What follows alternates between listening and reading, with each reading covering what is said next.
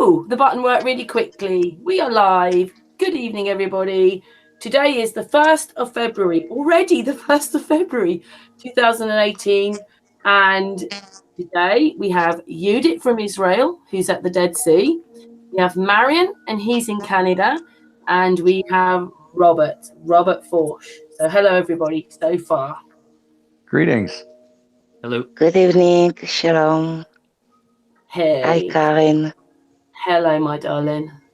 Hey, Robert, what have you been doing again? What have you been capturing?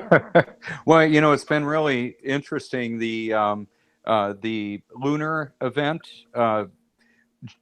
Some are calling it an eclipse, and well, actually, I don't believe that technically can happen because the sun and the moon are always above the face of the earth, and it's just their proximity to one another. And I don't know how to explain exactly what I saw on the moon. There was a bit of a loss of view.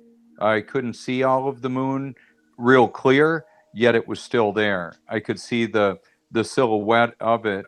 It looked different than the August 21st event when it was the so-called solar eclipse, but it all looked very odd as well. What I wanted to do as I went live was to actually put a date and time stamp on what was happening, and basically we had the moon set and the sunrise within a minute of one another.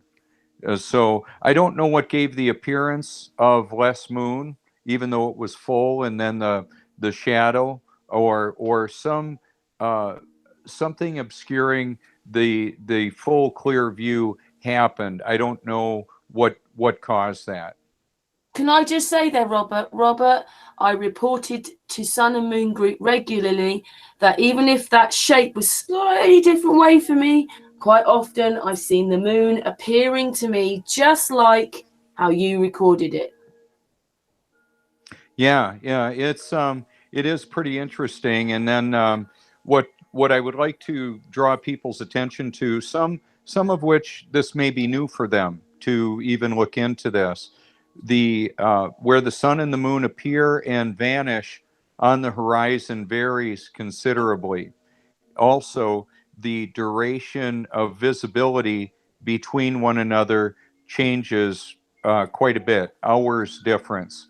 There's a time when it's about 12 hours each, and then there will be more than 3 hours more moon than sun, and also the duration of visibility in different areas of the world. As I've been doing this, basically taking pictures and video from here, what I've noticed is that I've contacted people and they've contacted me from many different continents and locations in the world, from the UK, Australia, New Zealand, Iceland, all different locations. And what I found out is that there's quite a bit that the observations that people that I've talked to and also the projections that are made as far as date and time and all that can't be explained accurately by the spinning globe deception. I like to say it like that. Can I just say, in case people don't know, what is it that you love doing morning, noon, night, in the night, the whole thing? What is it? Well, quite often what I'll do is interact with people based on them wanting to be a friend with me or accepting my friend request. I take pictures of the sun and the moon and then the beauty of creation in from the various perspectives. It may be a wetland that's just on the other side of the coastline, and then the beautiful reflections that indicate we're definitely not on a globe. We're on a level plane that can be observed by the precision with which the reflections show us architecture and clouds and all of that. So I love taking pictures and meeting people.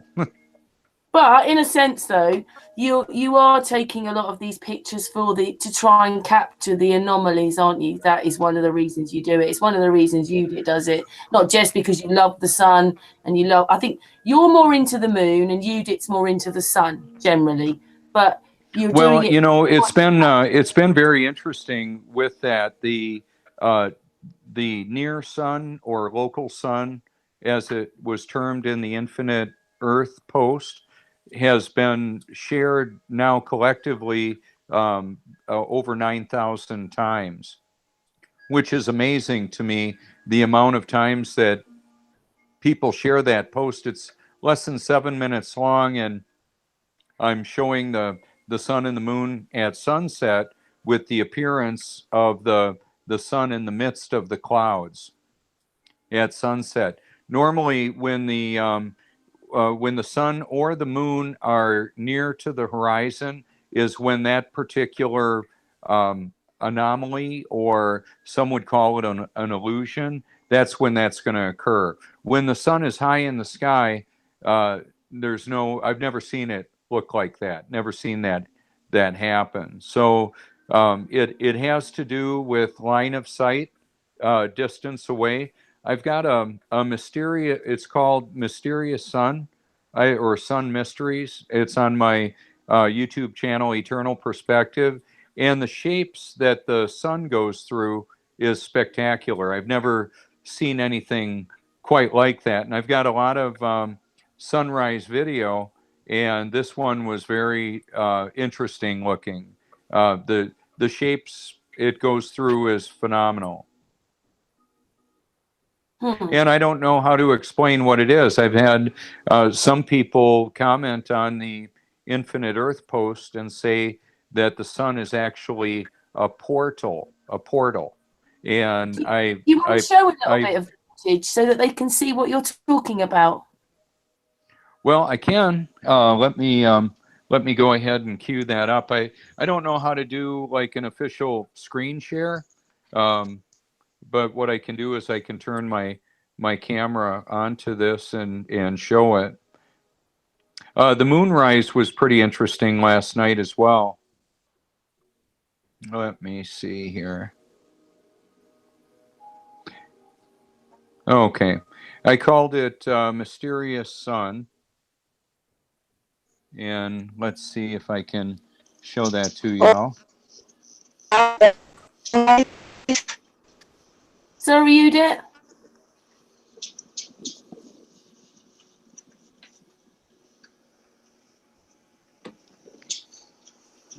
Yeah. We can't hear you properly, Yudit. You're breaking up a bit.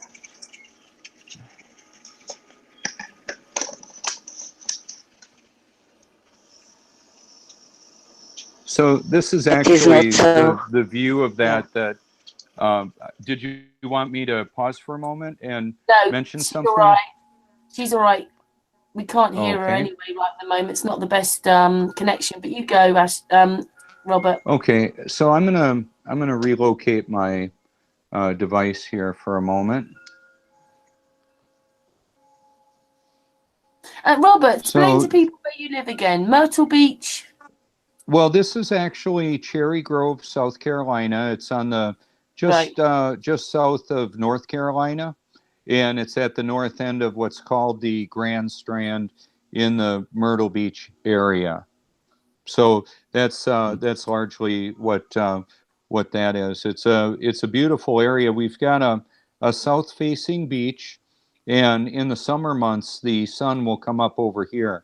I've got plenty of video of that. And as you notice here, the rather calm water reflects the island and fills in all the low spots with the elevation, the very slight elevation coming up. And I'll go ahead and cue this up, and you can see what this looks like.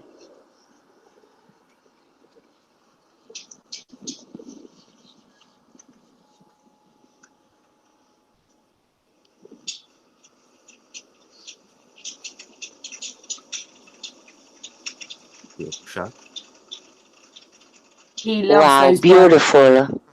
Beautiful. Thank you. Yeah, this is at a bit lower tide.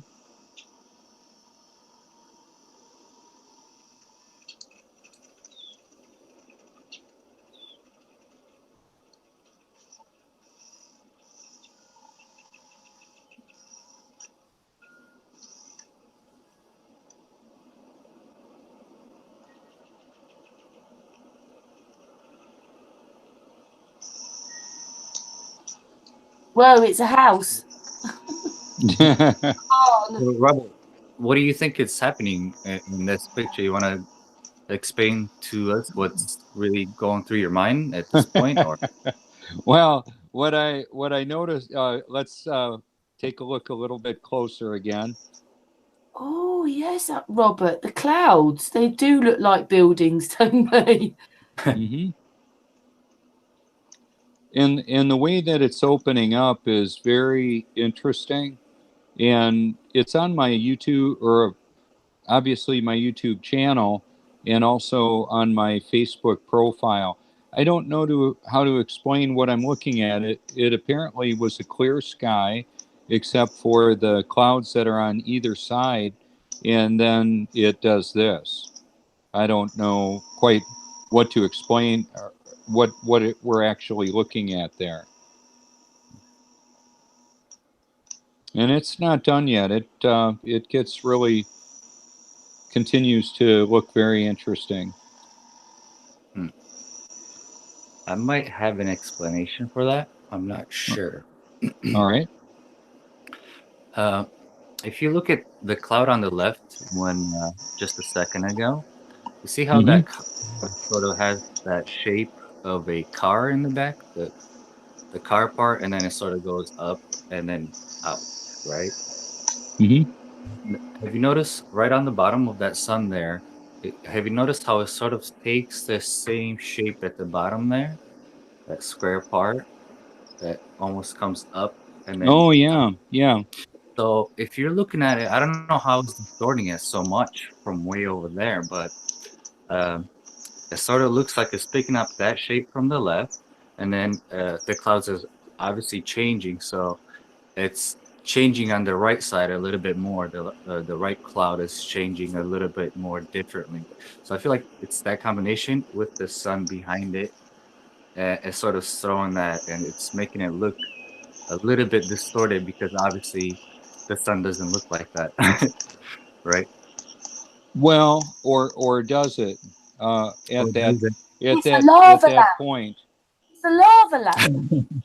Yeah, and I've had other people comment that it looked like a nuclear blast. And Right. see, Of that. right here, that little bit of sand is interrupting the flow of light, much like it would if it were a laser beam. So I know that there's talk about laser tests across frozen lakes and all that. Well, what I have about 7 miles from where I live is a tidal area that the sun regularly comes up, and quite a few days of the year it'll be crystal clear, and it is like a laser beam shooting across the water. Now some of this I don't really know how to explain what we're looking at and why it essentially does that. I don't know. It happened. I could see it with my naked eye.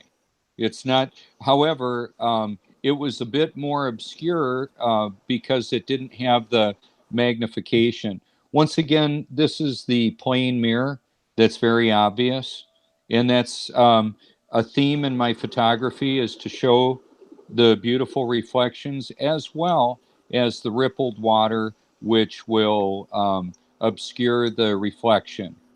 So like in this right here, that little bit of sand right there is probably a quarter inch taller than the water around it. That's Yeah. the precision that we're looking at. So I'm confident that we're not on a globe. That's for sure. Exactly how the luminaries work in this world, I don't really know. What I would simply say is that it's been very interesting to capture uh, the different anomalies that I do. Oh, there's one of my mirrors. This is kind of funny. let me show you the kitties here while I'm showing you a couple of things. They love the sun too, and yeah. So like when I'm laying in bed, I face towards the ocean, which is right out there, about 7 miles away. And then what'll happen is the moonlight this time of the year is going to bounce off of that mirror because it's right up over there, and then it'll bounce around in the ceiling and off of the different mirrors in here. So it actually gives me a very it's a very helpful dynamic in being able to see where the moon is. I don't see the sun much from in here normally. This right here is the video, 4K video that I found, Lounge V or Lounge 5. Beautiful music, and once again, it's all the beautiful reflections that are there, the gentle action of the waves. I've put that on my profile because some people, well, I believe it's really helpful. Not everybody lives next to an ocean, and even though I do live relatively nearby, I'm not able to take 4K video from an aerial platform like they've done with that. So there's with the magnification of the P900 that many are familiar with, it gives just a very interesting perspective on things that we wouldn't otherwise be able to see very accurately. This is an iPod Touch. It's got a similar camera to my iPhone 6s that I'm using, but the magnification on the P900 is amazing. And I don't know if you're aware of this. That camera has been discontinued, and I've heard talk of a P1000. I don't know that it has been put out on the market yet. I haven't heard anything of that. So I had to be really careful. I've always been careful with my camera, but I had to JB weld. It's an epoxy the foot of my tripod on here because the bottom broke off again. It's happened about 5 times. It was actually a plastic that's thinner than a credit card.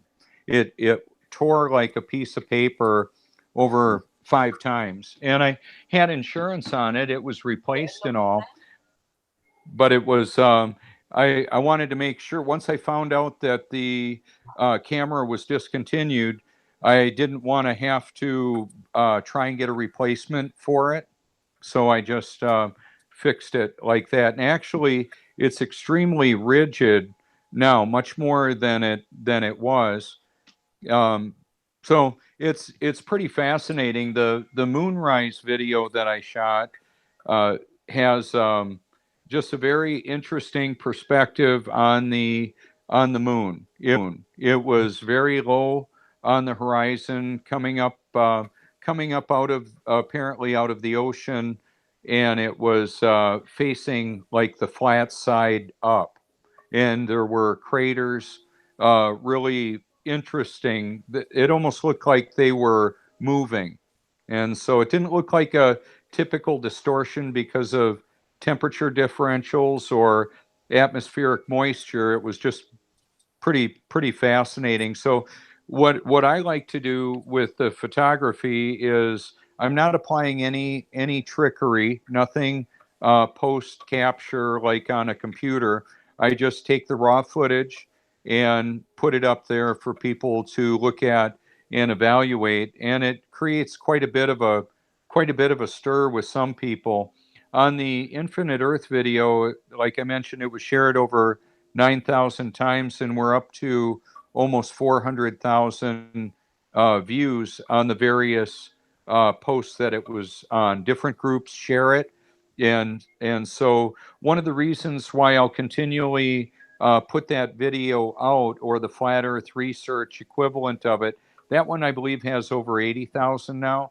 The reason I put those out is that some of my friends that I actually connected with as a result of that video, because here's what I did.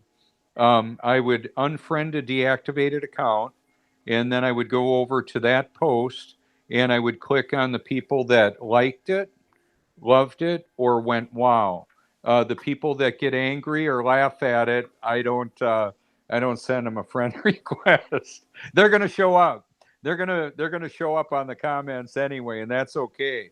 One of the reasons what I'll do when people say, I hope you aren't breeding, I hope you aren't multiplying. People like you shouldn't be allowed to live. I mean, the comments are absurd and pretty That was great. hateful. What's that? They're always great, especially on this topic. Oh yeah, and so what I'll give them is the big laughing. I just laugh at them. I don't even go into any explanation when they tell me how many credentials they have and how stupid I am. I just laugh at them because well, this is the smoking gun. The water the water exposes the global lie. Oh, When yeah. does the I, when I, does let me show you the go ahead, Yudit. I love this bottle. She's just saying she loves it. Yudit, you're a little bit breaking up, but she's saying she loves it the way you do your Thanks. Thank you. So when does all this flat water ever turn into this? See, Right. it never does. So one of the things that I wanted to point out today as we look at the different things, this is a creation. This is part of the creation. It's a pelican feather, and God created it. And this is a creation too. The globe is. It's Robert, I have the same Falcon in my car. Oh, you do? Yeah, interesting, isn't it? Yeah, the pelicans are amazing. They're a tough bird. I really like them. This particular creation here, this was created by man, and it is, I believe, a satanic deception to give people the belief in a godless cosmic Big Bang. And like I pretty typically mention, I'm unapologetically biblical on this. So back in the day when there were pelican quills and scribes and scrolls to communicate information, like for example God's word, that was we had word of mouth. Then we had languages that were confused at the Tower of Babel, and now we have digital communications. This little iPod Touch is a mobile computer as well as the iPhone that I'm using. And what we're able to do, any of us can, is to share content that's a real catalyst for consideration.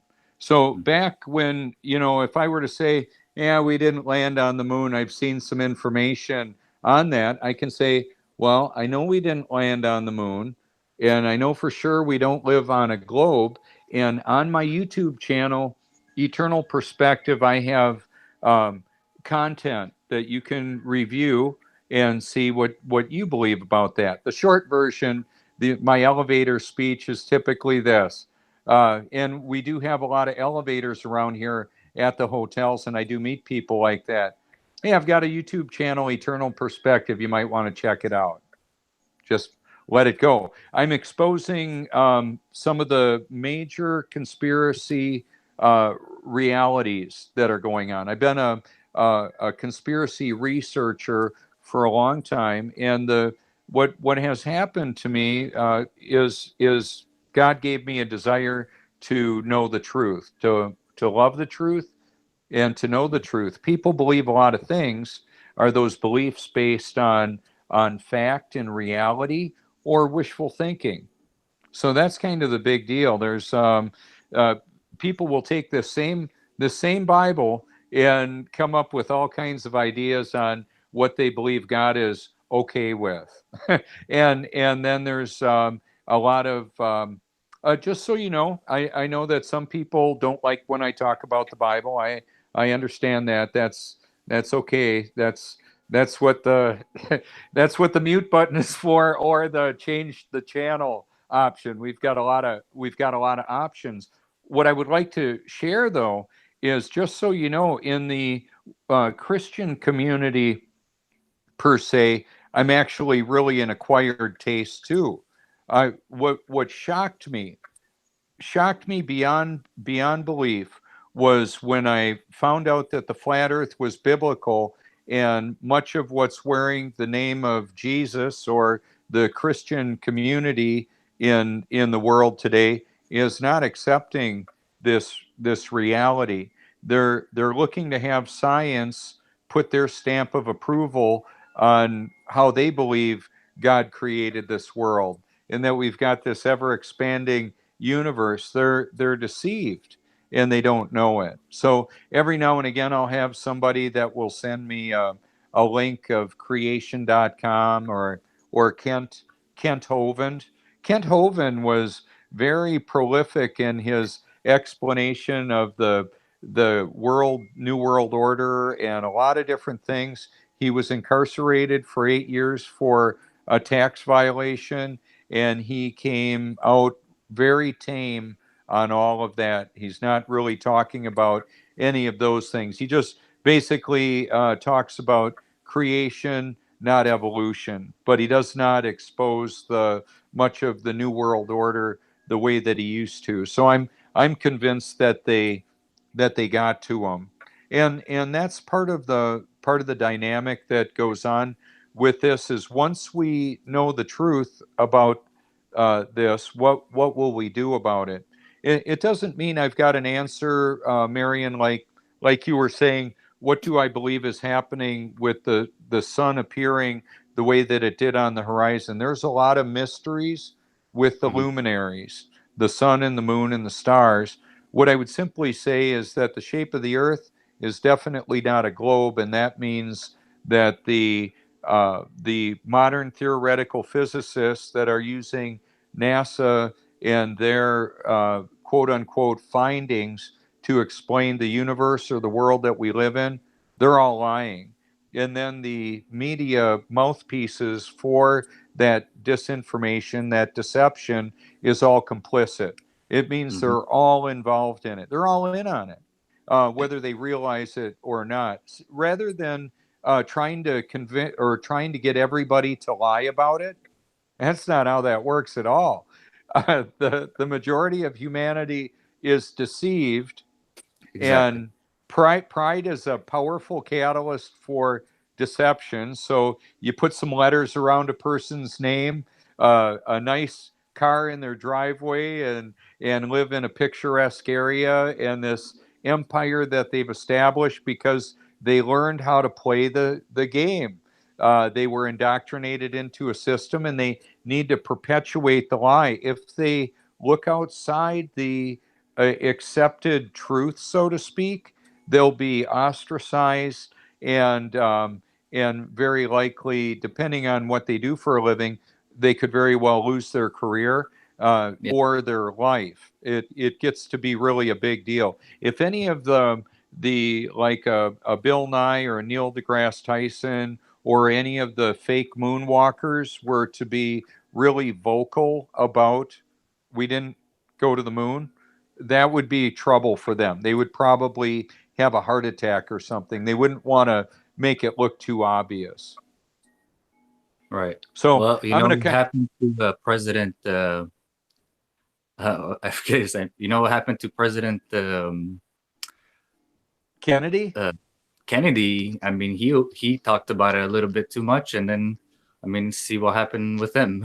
So Yeah, and that, from what I understand, was there was an involvement with the monetary system that he wanted to change to, and he wanted to expose the shadow government and yeah. so forth. So he was taken out, clearly.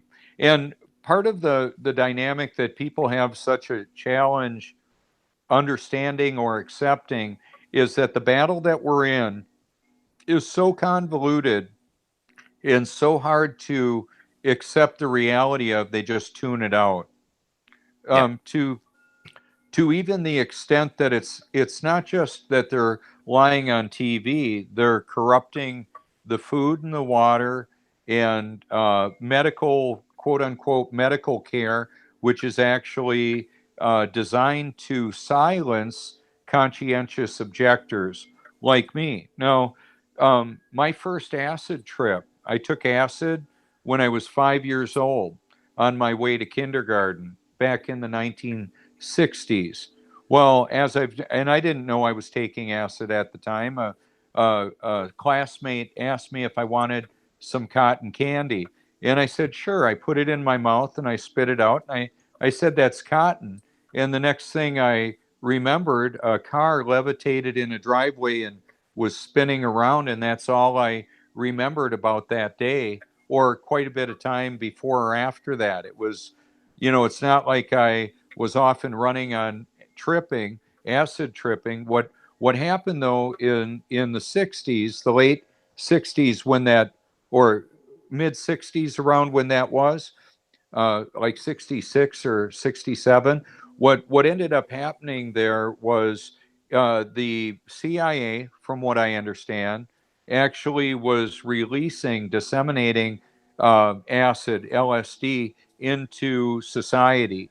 And it was a way to corrupt people's morals and to basically make them not very functional, and so forth. So that was part of the Vietnam War. Protesters were basically silenced by making marijuana, criminalizing marijuana and other drugs. It's so convoluted and hard to believe unless you realize the battle that we're in. And so that's where, for me personally, I was on like a dozen medications over a period of 16, or let's say 16 medications over a dozen years. And when I was on Prozac and Depakote, I tried killing myself in 2005. And the reality now is that I will not take pharmaceuticals. I don't believe in them. I may take an antibiotic if I had to.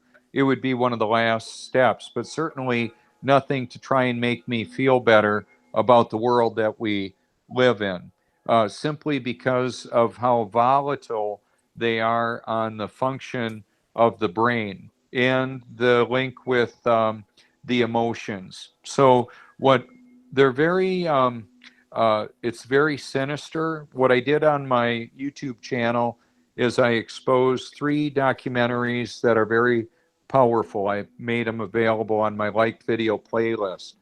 The Marketing of Madness, The Enemy in Plain Sight, and Making a Killing.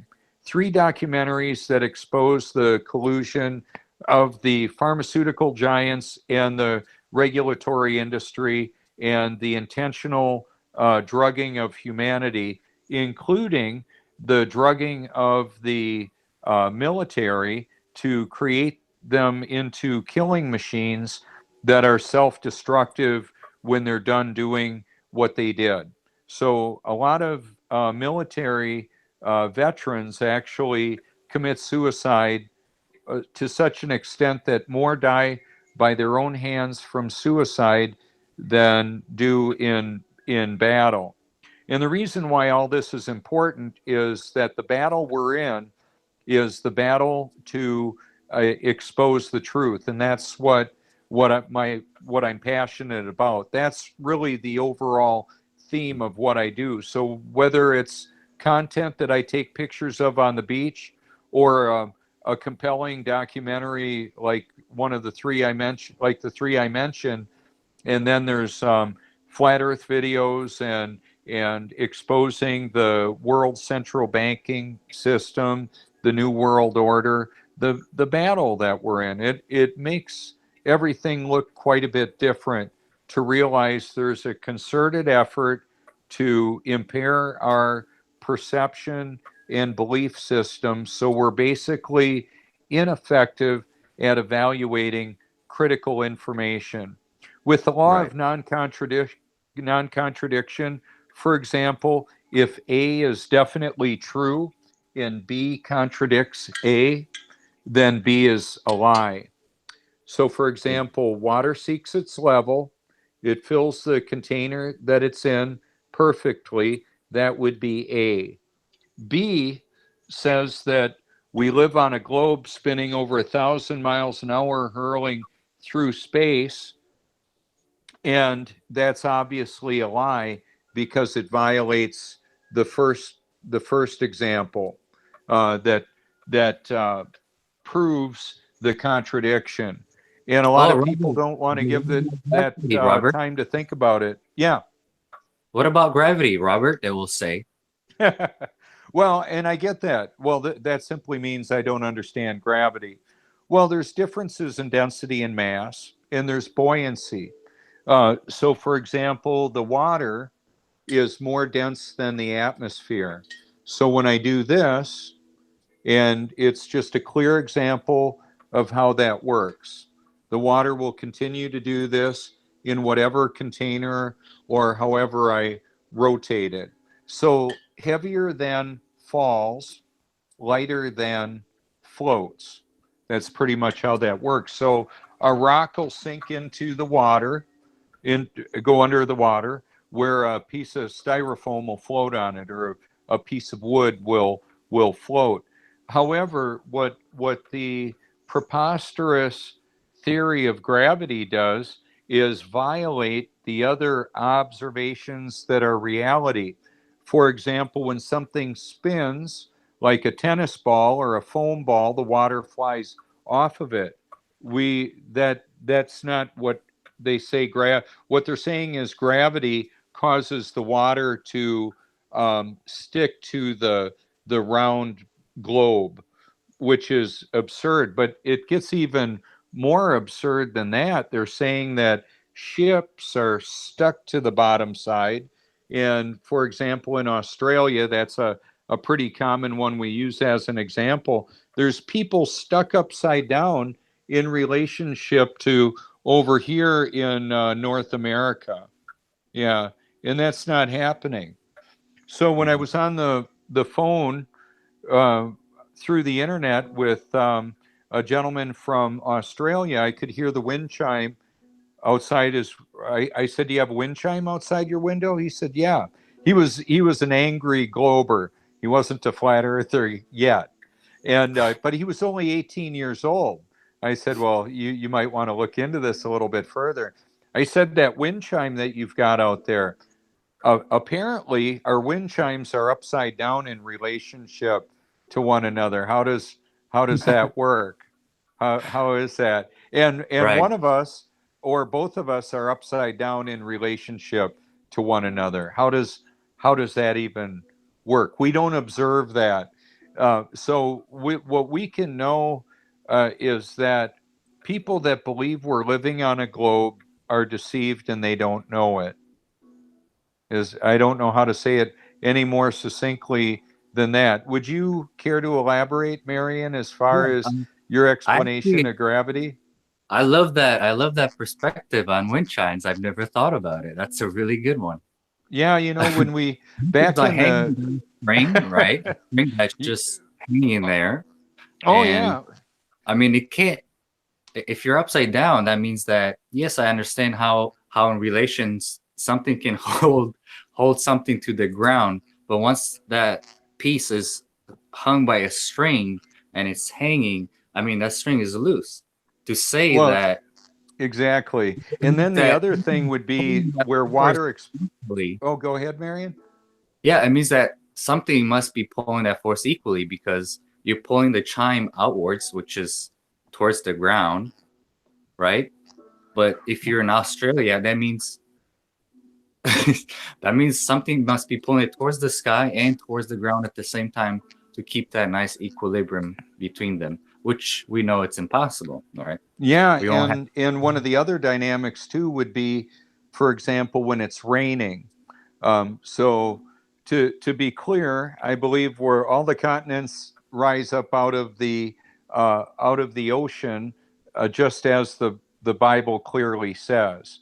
That's biblical. As far as Robert, a force I was that just would going to draw. play.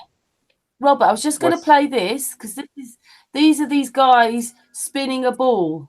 Oh, right? yeah, go ahead. I took it off Facebook.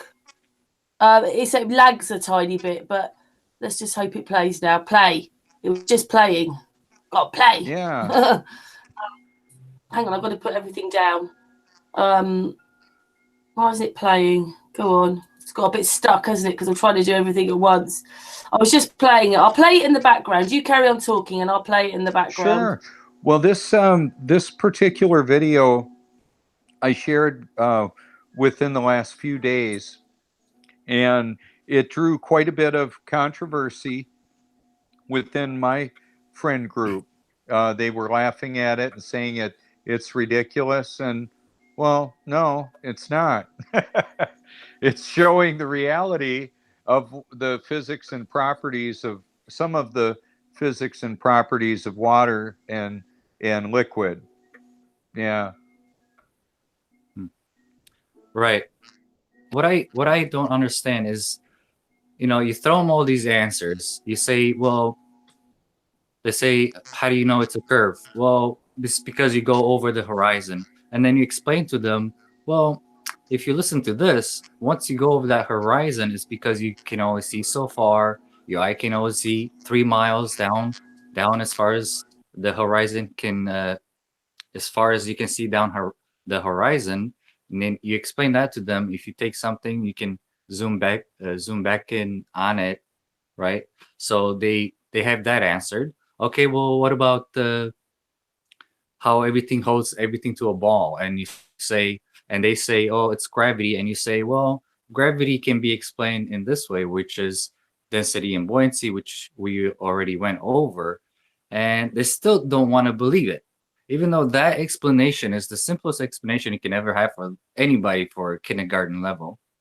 And it's so simple, but yet they go back to the different thought of their mind and saying, okay, that's explained like that. I guess that could make sense. But what about this? And they keep going back to what they were taught from their childhood. And they keep going back in that basket and grabbing the information that they were given, through cognitive dissonance and through repeatable information that was given to them from the beginning of their childhood and education. So it's really hard for people to get rid of it. But like you're saying, some people, even when you have the evidence and even when you have the explanation, the brain is a powerful tool. It can still believe something that attach so much emotion, so many thoughts to it. It ultimately becomes a muscle, because as you think about things in your life, as you develop your brain, the more you do a habit, the more you sort of create this muscle to do this habit for you. Like driving, for example, you've been driving so long, after a while, you start going on autopilot because your brain is sort of, it's been practicing this thing so long that it's sort of natural. Well, And and that's part of the dynamic too, where I want to interrupt people's programmed response, and I have something to show you right now. Okay, so I'm going to flip this around. Now let's see. Here we go. Okay, so here's my example on the Flat Earth International Conference video.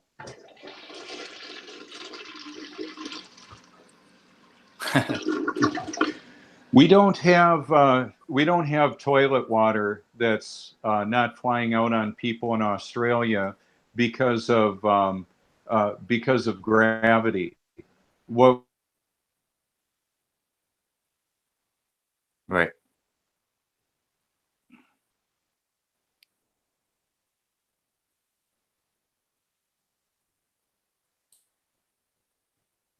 Has he frozen?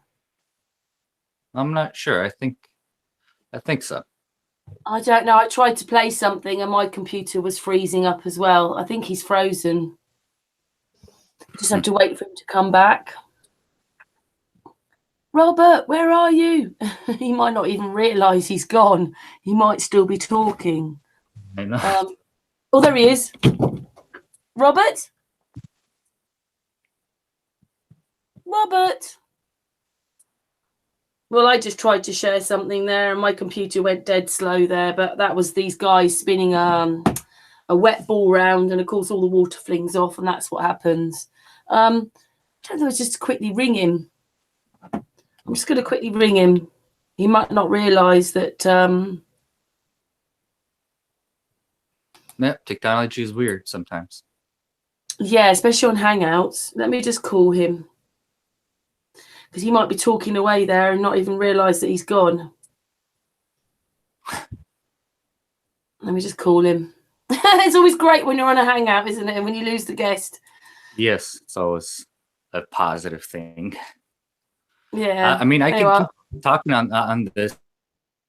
There he is. He knows. Share my ideas if you want to get in touch with them. Yeah, go for it then, Marian. Yeah, and like I was saying about the muscle, you know, you keep using this muscle in your brain, and you're gonna keep creating this habit that you keep having and you keep doing over and over again. You know, that's why riding a bike is easy, because after a while your muscles got used to the movement and the motion and the equilibrium you need to have to keep balance on this bike to keep going.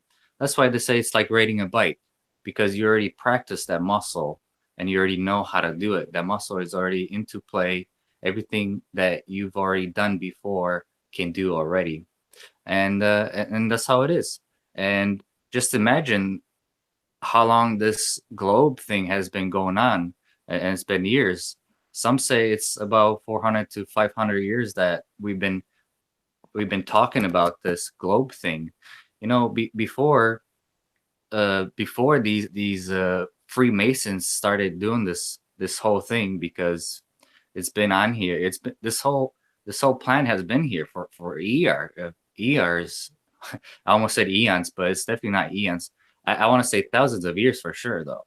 And this been going on for years now. This plan to slowly bring humanity from where it was to where it is now, you know, was definitely on purpose. Yes, definitely on purpose. Robert, you're back. I was trying to ring you. You were sitting there for Robert, half an hour. Didn't realise that you weren't online anymore. Well, hey, sorry about that. I don't know what happened, but y'all did see the toilet flush, right? Yeah, sorry, Rob. Marianne was filling in while you were away. Just to explain, Marianne, is this your first live hangout? Yes, my first time here. Excellent. Yeah, he took over for you, Robert, while you weren't there. Nice.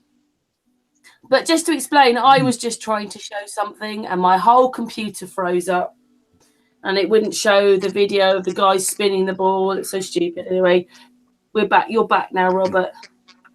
Well, that video there is really informative, and this whole dynamic, as best I can tell, is not an intellectual issue only.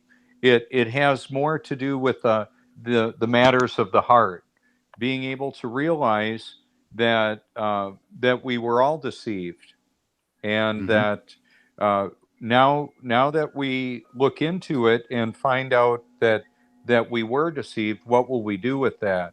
Some people won't even look into it because they're afraid. The I've got some college professor friends that can't see it, and I believe that largely has to do with pride. There are watchmen on the wall, so to speak, that expose the globalists, and they're not exposing the global lie. For example, Alex Jones. And then there's Skywatch News with Derek Gilbert and Tom Horn. These people, at this point in the human experience, if they've looked into the cosmology and questioned the globe and say, "Yep, we really believe we're on a globe," that's disturbing to me. They're not I think trustworthy. I don't. I mean, it's disturbing in a way, Robert. But if you think about it, it's not their fault. I mean, it was not your fault when you believed in the globe Earth, right? Uh, I want to say it's really not their fault. You know, some of them are this ignorant because they don't have education. Their lack of education, uh, the lack of lifestyle, first of all, and the lack of interest. You know, the way you grew up in this world is really who are your biggest influencers? First off, it's your mom and dad, right? Oh It's yeah. your mother Well, and you your see, father. Marian, the people that I was just naming, a few names like Alex Jones and Tom Horn, these are Yeah, people with that are apparently right. the passion of their outreach, Right. their But we already ministry know that is to Alex Jones, expose the deception. right? You already know that Alex Jones already had a character before Alex Jones, and he admits it himself. He was a comedian on stage. You know, he's an actor. If you do your research Exactly. properly, you'll know that Alex Jones is not fighting for anything. He's just trying to make money and get his face out there. You know, for a long time, I had really big respect for him because he was sort of the step that took me there. But you see, that's the devil's fault, isn't it? He's prideful when he gives you all this information for you to look at, and he laughs at you. But once you pick it up and start putting all the pieces together, it's not too funny then, is it? Right. Well, in part of the dynamic that I believe is critical is this. The Bible actually says in Second Thessalonians chapter 2, they refused to love the truth and so be saved. For this reason, God sends them a powerful delusion. So Yeah. it's beyond a satanic deception. God Himself will cause somebody to believe the lie they want to believe, of sorts. I believe that's kind of how that works. Now, That's um, happening right now. yeah, exactly. So the what happened with me, I did ministry activity for over 30 years, thinking I was a born again Christian. Well, I was born again about three years ago, a little more than 3 years ago, and so I was still a child of God. I just hadn't been born again yet. I was trying to do this in my own strength, and what happened was God gave me a love for the truth. So for me, when I after I was born again, the Holy Spirit living in and through me, I look at the flat Earth issue, biblical cosmology, and it was so obvious to me, like right Right. away. It's not that I was so smart; it's that I was so willing to want to know the truth, regardless of what it meant for me, because the example of the pharmaceuticals, I was told by my wife that we would be done if I didn't take pharmaceuticals. And what I couldn't tell her was if I keep taking them, I'm done, as in I didn't want to live anymore because the medications took away the desire to live. Some of them made me suicidal and homicidal, others just took away the desire to live. The hell that I was in is something I wouldn't want for anybody, even the people that are really disrespectful, hateful, and angry on the posts.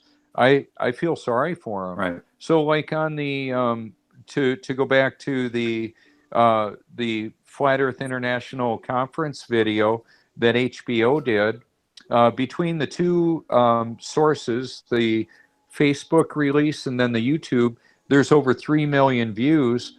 And I would say the amount of controversy and the anger that people express is towards me, the Bible.com guy, the toilet water not flying out on people in Australia because of gravity. And who's behind this? Satan. That's when they cut it off when I said Satan, and yet clearly, what I would like to say is it's because uh, the individual doesn't love the truth that God will allow them or cause them to believe that lie. So to kind of put a bow on this, the way that I see it, and I believe the way it actually is, Satan will use who and what he can. God will use everybody and everything, including Satan, the puppet governments of the world, the fallen angels, demons. God will use it all to work it out for his purposes. So that's what really Yes. blows me away. And so when we look at something simple like a feather, we're looking at a creation. It did part of the creation. It didn't evolve. Okay. And so when part of what I understand, and I've heard this from quite a few testimonies, is when people realize that they've been lied to about this by the government that they trusted to give them the godless cosmic Big Bang. A lot of them didn't trust the government.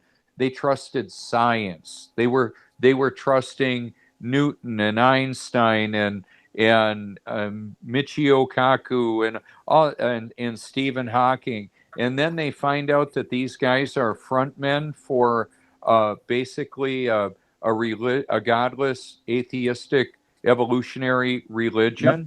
They When have they a find god. that, what's that? They believe in a god. It's it's Lucifer. But to them, he's the god, and God is the one that's the bad guy apparently. So they do worship somebody. Oh, absolutely.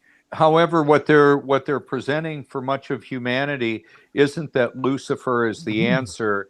No, Basically, that science is the answer. Like if you look at Elon Musk and neural lace and basically injecting a product in the brain that will allow a brain to be uploaded to a computer, those are some really powerful possibilities. I don't know that they're realities. It wouldn't surprise me if Steve Jobs was uploaded to the cloud right now. I wouldn't. That wouldn't shock me.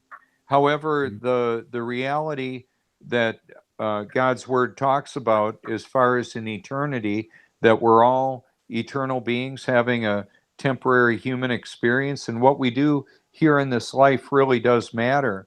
Contrary to the Jim Carrey, who's talking about tetrahedrons just flying around and none of this really matters.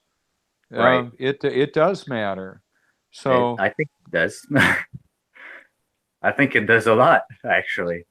oh yeah, You know, yeah. So part of the answer and what in answer to your question earlier, Karen, what do I enjoy doing? What is the it's basically to expose the truth. Exposing the truth around the clock. So there's the hangout that's occurring right now where I'm talking live and people are hearing it a few seconds later. And then sure. there's the digital representation of my activity. Some of them where I'm on a video talking like this. Some of them where I've merely created a either a liked video playlist, or I've sent people my YouTube channel and they're going to it and they're learning or not.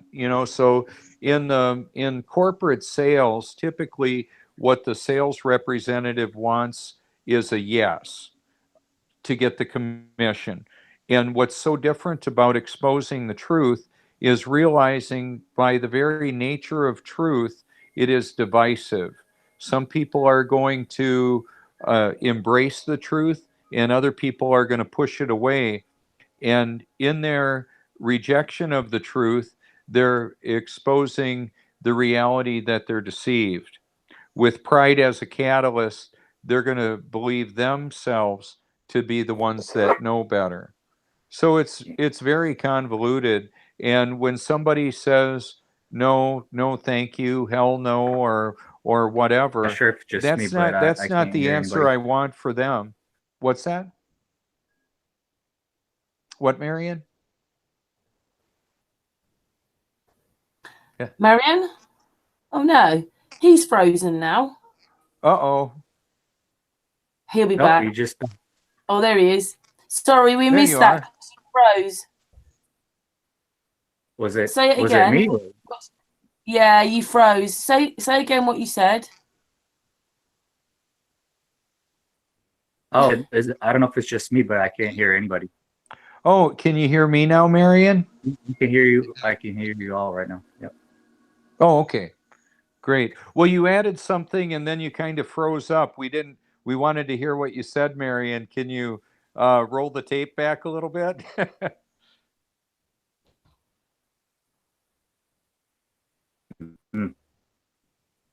This is gonna go not. I already know it. It's just I know that this in the beginning, because that's how the enemy works. He has control over this, but some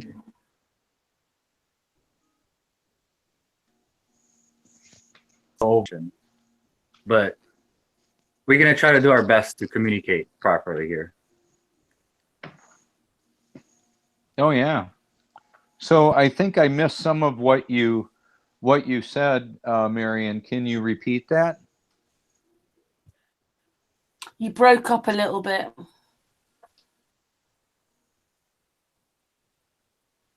So Robert said, what did you say again? Marian? Yep. Could you just repeat that last bit again? Because you broke up a little bit and Robert wants to hear what you've got to say. Yeah. I'm saying this is gonna happen a lot, Robert, because this is my life, and this guy in my life, really, Marian, if you and this lag is gonna happen. If you turn your camera off, it saves your bandwidth. Turn the camera off, and then you should be all right. Yes. Okay. Yeah. Right here. How's that? We can still see you. There you are. We can still see you. There you go. Okay. Now speak. Now speak. Okay. Can you hear me better, or hopefully Yeah. better? Oh, yeah. Yeah. Okay. What I was saying, Robert, is that it's gonna happen a lot. The way I've noticed that God communicates through my life, and I personally believe that He communicates differently with everybody, really, because everybody grows up different. Everybody has different experiences. Everybody is differently. So, ultimately, we're all unique. What's good is that I know how my Creator talks to me personally, and this is gonna have something important to say to somebody, or a good foundation for them to step on and start building their belief on this world. It seems like the enemy always seems to come in and like sort of distract them, or like something happens, and I'm able to only touch like the tip of the iceberg with the conversation, and then they just actually get to the meat of the conversation. So ultimately, what I was trying to say is that it's going to happen a lot. Oh, If you guys have me on here, it's not my internet. Internet is so great, but then again, I think that's just what happens when you have a few people on here, and you sort of try to connect together. To talk about the truth. Right, exactly. Because the truth ultimately will never be hidden, and I think that the Bible did have a lot of changes to it, and we all know this. But ultimately, any true word that He actually wants you to grab on and actually hold on to, so that way when crazy shit happens in this world, you have something to hold on to, right? God. Well, yeah, that's for sure. And one of the dynamics that I believe is so important is that we were, as a group of people. I heard this comment over and over. I hope that this was at the Flat Earth Conference. I hope they do a good job of presenting us fairly and accurately and all that. And my takeaway with all of this is basically this: that we're basically a distributed truth. We're a distributed truth movement, as in, like, there's truth tellers all over the face of the world, and we don't really need to rely on a corporate mouthpiece to add legitimacy to the truth. The truth um, uh, doesn't need to be defended. It just is. The truth is, and then there's everything else. And the idea of us being able to create and develop uh, a profile on Facebook and YouTube to basically share the truth with people. And here's the real powerful thing about this: is beneficial as it was to meet people face to face. The real business that goes on with people understanding the truth and investigating is when they're in the quietness of their own life, and they can take a look at some information without somebody pressuring them to see it differently, per se. And it's Yeah, more of the see, there's a dynamic where when the individual searching has a desire to know the truth, that I believe they will find it. That's what I the agree with Bible you. says. If I you agree. seek the truth with all your heart, you will find it. Right. I don't think God hangs the truth in front of you like a piece of candy and sort of tempts you with it like the enemy would. You know, God wants you to see the truth, first of all, and he will give you that truth through a way of which you, the individual, will understand at your own level of understanding. And and that has to do with education, like I said, education, the way you perceive the world, what you've been taught, what you believe in, and the values you have and hold in this life. Ultimately that's what builds a human being. I mean, human beings are very complicated creatures if you have to start digging into this. I mean, psych psychologically, a human being can be very different from each individual, but yet at the same time, we're very simple creatures. Uh, and I hate to use the word creature because when I use creature, it makes me think like I'm an evolutionist, like I've evolved from something to this, and now I've become this well-aware, conscious piece of meat, right? But ultimately what I'm saying is humanity, we all need to work together, as far as that. We all need to show love. We all need to strip ourselves of our ego that we think we have, and we need to stop thinking like we're this big thing, and we're the only ones important in this world. And I feel like this mentality most of the time is based on the Western part of the world because, you know, obviously the cultures in the East are a lot different from the West.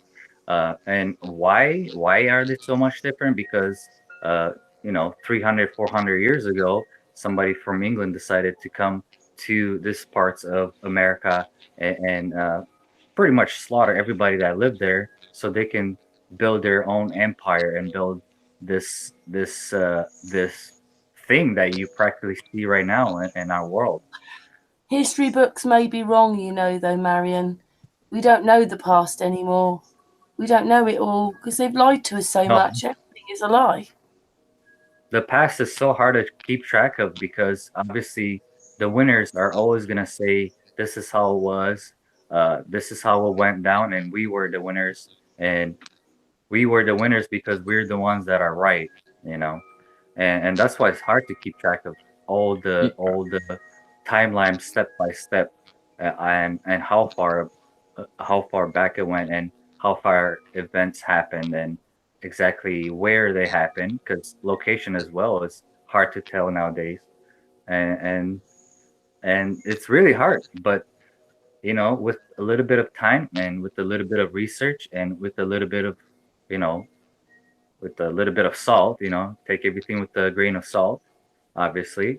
And I feel like if God is really trying to guide you to a place that you trying to find out as much as you can about this information, God will lead you that way. Like the truth will ultimately lead you to that path of understanding because you're doing this research, and you're trying to dig into it and you're trying to find out the bottom of the truth, really. Well, and Because part of the dynamic that I see going on here is that in our lives, the people. Well, let me just speak personally how it is for me and what I've heard from quite a few others. That the people closest to me, family wise, and geographically, like that I meet face to face, a lot of them are not. Um, Aware of this level of deception that we're talking about. And what the internet allows us to do as a world population is to be able to find others that are like-minded in a quest for the truth. Now, where it gets really complicated and somewhat uh, further divisive is that there are people that are aware of the massive amount of actual conspiracies. And then when we look at spirituality, there's once again quite a what I refer to as a spiritual smorgasbord, where I understand there are many different beliefs in uh, the creator of this world and how we should live our lives in relationship to that belief system. See, mine is a belief system that centralizes in the what I believe is the Word of God, which is the Bible. I believe God's Word is true, and all others are suspect and should be compared to Scripture. So I understand it's unpopular to hold to that view because there are so many different spiritual perspectives, and I Right. just hold to one that's unapologetically biblical, and that's really where I weigh in on the truth movements, or how I enter into this, simply because the reality of the changed life that happened to me, where I was able to uh, trade in an old, uh, confused drug addict and come out a new creature in Christ. I'm not the guy that I was. I only somewhat resemble the person that I was. And even in the context of that, my wife Joni believes that I'm confused on that. And Mm. so it's painful because she prefers the more manipulatable drug addict that she had as a husband rather than the man that I am today, which is Mm. sad because It is. she won't even sit down and watch a 15-minute video to look at the moon landing hoax or any of the different things that we're talking about. Yeah. Right. So for That's her, really it's more convenient to believe that I'm a crazy guy that she doesn't need to submit to as a biblical wife should submit to a, a biblical husband. Well, so that using God's word as um, the how would we say the guidebook on how to live together as a husband and wife. So she wants to move back to Wisconsin to live near our children, and I want to stay here because we're we're expecting nearly 20 million people to come here to the Grand Strand in Myrtle Beach this year. It's a mission field that comes to us, that comes here. So when I see like the response, you people don't breed, do you? When when they're picking on people that apparently love the truth.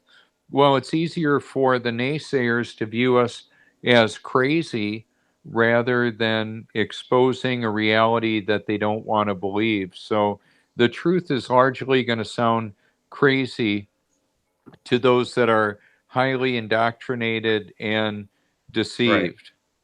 Yeah. Right. Yeah, it's a challenge. So, I wouldn't have it any other way. I mean, as far as if I could go back to being the person that I was, I wouldn't want to do that. I'm glad and grateful to be who I am today, and I want my wife Joni to have the veil removed from her eyes as well. But more than her eyes, it's her heart. And it's not just that she'll put toxic food in her body. It's the toxic entertainment, so to speak, and which is actually programming. So she would Yep. she would say that she's a Christian, like I was. Like I tell her, I said, I thought I was born again until I actually was. And that's part of the changes, the change of appetite, the new nature, the perspective that is so different than I used to have. And those are all realities that are priceless. So when a lot of times when I hear what people have to say about the religious phonies that are asking for money, I would say that's not me. I'm certainly not doing that. I'm not asking people to give me money so I can have nicer stuff. I'm fine with the stuff that I have. Right. The Basically, truth God is, gives me the ability to do what He created me to do. Go ahead, Marian. I just said the truth is free. You shouldn't pay for the truth. So, Yeah, and even in the context of that, I know that Robbie Davidson has taken a lot of heat for commercializing the flat Earth, or asking for money and creating movies and asking for people to buy his DVDs and that. Part of the challenge with this is that even though the truth is basically free, and when you know the truth, you shall know the truth, and the truth shall set you free. Well, it takes money to communicate that truth, and that's where what I would like to say with this is this. For me, the money that I'm utilizing is the money that people are spending already for their cell phone, computer, internet, electricity, and all of that. So I'm at a position where I can do this. Not everybody is. So I understand that. And that's why, with each one of us that have a passion to help people um, look at the truth and to believe the truth, we can share it, and then it's actually between those individuals and the God, the creator of this world, how that's going to work out. See, tomorrow is my dad's 78th birthday. However, he transitioned. His human experience ended on August 19th this past year. And you got to know that I shared what I believe was the most important information with him. What ended up happening was it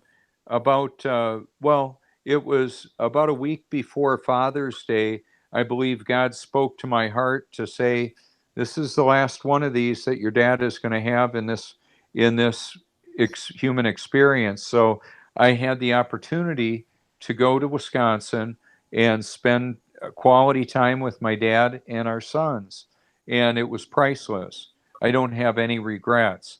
There aren't going to be people in hell because I dropped the ball, because I failed to mention something that I should have. And that's an important thing to consider. I didn't decide who my parents were going to be. None of us do. And as the Gospel of John talks about, my favorite gospel account in the Bible and a movie on my liked video playlist, that people became children of God not by the will of man. No man or woman actually decides to be a child of God. God decided that who they were before the foundation of the world. I understand that to be biblical, and yet some people don't like that. That's where in what's the Christian community, what's wearing the name of modern evangelicalism and different denominational perspectives, they would say I'm wrong, and I would say, well, show me where. If you've got input on that, show me where that is, because I would just direct you to the Gospel of John and say Jesus basically is the living word, told us what the deal was. No matter how many of the actual conspiracies people figure out, if they miss the reality of the biblical perspective being the reality, that's unfortunate. And as I'm going to just kind of put a wrap on this, and I wanted to say real clear that God's word tells us what has happened in human history. The creation account in Genesis talks about the firmament that separates the waters from above from the waters below. We have the account of the great flood that covered the face of the earth to over the top of all the mountains. And that occurred when God opened up the floodgates of heaven, the fountains of the deep, and caused it to rain. It would take a lot of rain for a long time to cover all the mountains. However, floodgates and fountains, that can happen in moments. And it probably happened pretty quickly. Pretty quick. Well, Right. and then, Robert, yeah, sorry to interrupt. Since we're on the topic of the flood, yeah, and I totally agree with you. It explains to you perfectly what happened. You know, the gates open, and obviously the waters above the firmament came inside the firmament and flooded everything. But my question is, Robert, have you ever thought about the waters that are above the firmament? What sort of waters do you believe those are? Like, do you believe that it's the same water that's here on Earth, or is it a sort of different water? well, I'm not exactly sure. I believe it would be liquid, not just a vapor, not like clouds. It's actually Right, like liquid water. I don't know that it would have all the mineral content like our right, oceans do. It right. may be a very clear, crystalline, pure water. I don't know. I know that they've tried to really toxify the oceans with actual catastrophic type events that have occurred, and God keeps cleaning it up. You know, the BP oil disaster in the Gulf of Mexico, Fukushima, the different things that have gone on. You would think we would be dead by now, but no, he purifies it. So I don't know what type of water it would be. I would think it would be really clear. I know that when I've zoomed in on the stars, there's an interesting perspective that I see not only with what I've recorded and shared, others as well. It looks like waves, like liquid, is involved in seeing the stars. I don't know if they're shining through liquid that gives that appearance, but it's all very interesting. It's definitely moving. You can see that. It's just like when you look at a pool, at the bottom of a pool, and you see that the water is sort of moving, creating light fixtures on the bottom because that water is constantly in movement. But I think my question is, what do you think about this? And this is a thought I've been putting together for a while.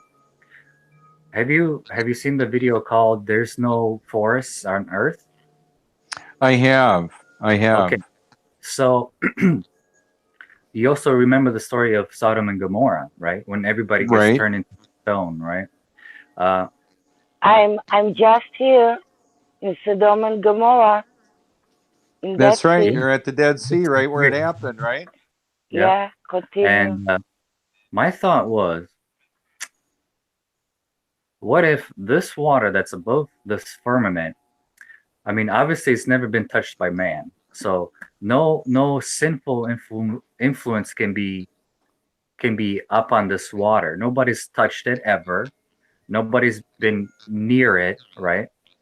So what I'm thinking is that this water is the purest water you can ever find anywhere. It's the water that comes directly from above. It's a holy water. So I believe that when this water came and flooded everything on earth during Noah's flood, I believe that this flood came as a judgment. Obviously, it was a judgment, right? Everybody got killed practically. Oh But the yeah. minute this came down, I believe that it actually did something to the human flesh. I believe it sort of turned it into stone, just like it talks about it in Sodom and Gomorrah. It was a judgment all over the world. Sodom and Gomorrah was an individual judgment, which was one gate opened, the flood fell down and turned everybody into snow. That's why I believe that whoever was walking out the mountain and trying to run away, I forget her name, and was told not to look back or they will turn into snow or into stone. My Salt. It was Lot's wife that I don't turned know if it's into a salt. pillar of salt, according to what I've Right. read. Exactly. I'm Yeah. not sure if it was a pillar of salt or if it was actually stone, you see, the real translation. So I think somebody turned that into pillar of salt, but I don't think it went like that. I really believe it was more like a stone, like it actually everything just turned into snow pretty much. That's why that's why nowadays you have fragments of putrefied wood, you know. You have fragments of different pieces of stone that almost look like body parts. You know, you have obviously the vegetation, everything turned into stone. Uh, Animals became part of part of the land, and this is the part where they say, oh, well, see, this is the time when dinosaurs were alive and the paleontology times of our Earth. But in fact, what really happened, the flood came with a holy water, right, that judged the whole earth. That's why every animal needed to be taken into that boat so they wouldn't be judged as well by this water. Obviously, fish and whales and sea creatures probably had a better chance at living. Uh, and that's probably some of the biggest animals you probably see is inside of our oceans, you know, because ultimately they were the ones that could survive all of this uh, water flood and all that. Well, so there's quite a bit of speculation that I've heard, and I don't really know what to do with that, except what I simply do is go back to what does God's word say, and Right, we have mention of the giants, and the scientific community really, as best I can tell, has wanted to hide the existence of giants because it validates the Bible. What they did give us was uh, dinosaurs, which, from what I've been able to find out, is largely a fabrication that came from the same people that give us evolution and a godless cosmic Big Bang. So right. there's the uh, so how will we know what the truth is, and how will people discover the truth, even, or how will they believe it when it's right in front of them? And so therein lies one of the big challenges. So to go back to as far as what the Bible says about history, there's a lot of biblical accounts that can be actually confirmed that happened precisely as they were said that they did, like the Great Flood. That's a big deal because that shows that the biblical account is accurate on that. Now, what blew me away in the early '80s was when I was reading the Book of Revelation, and it got to chapter 13, where God's word says there would be basically people needed to take the mark of the beast and worship him, or they weren't going to be able to buy or sell. To live in the world system, they were going to need to take the mark. And basically, it's a cashless way of doing commerce. And at that time, we really didn't have that system. Well, now over 30 some years later, we can see that system all around us could actually be launched at any time. Yeah. And that's where I've said on some of my broadcasts that the collapse is imminent. It could happen at any time. It could be brought on by an interruption of the electrical power supply worldwide or in selective regions, because artificial intelligence is online and it doesn't need to have a person to throw a switch. It can do that Right. itself. Okay, so that's a Right. big deal. Go ahead. Robert, what do you think? Since you're touching on technology and Revelation, I was wondering, uh, where it says, let us, or it sort of talks about creating an image of the beast. So when you're creating an image of someone, you're replicating what they look like, right? And it also says that they created an image, and to that image was given life, right? Mm-hmm. So it means that you've created and then you gave it life, right? That to me sounds like a robot. What do you think? Well, in the robot, I believe, is a kind of a clumsy, iconic um, entity to cause us to think that this is like make believe stuff. The reality of artificial intelligence that can actually control things and is, that's the, I believe, more the reality. What I've been looking into with artificial intelligence is basically that it's it's it's an almost like an entity that can be demonically inhabited or controlled, and so I believe that's very, very possible. So when we look at, they're talking about quantum computing and the different aspects of the blockchain technology, the interconnectivity of the internet, and the control of all of that through artificial intelligence. That can be, like I mentioned earlier, Satan will use who and what he can, God will use it all. So I'm not afraid of it. It's just a reality, I believe, of the world that we live in. This is beyond something that somebody storing up guns, gold, and canned goods is going to be able to survive.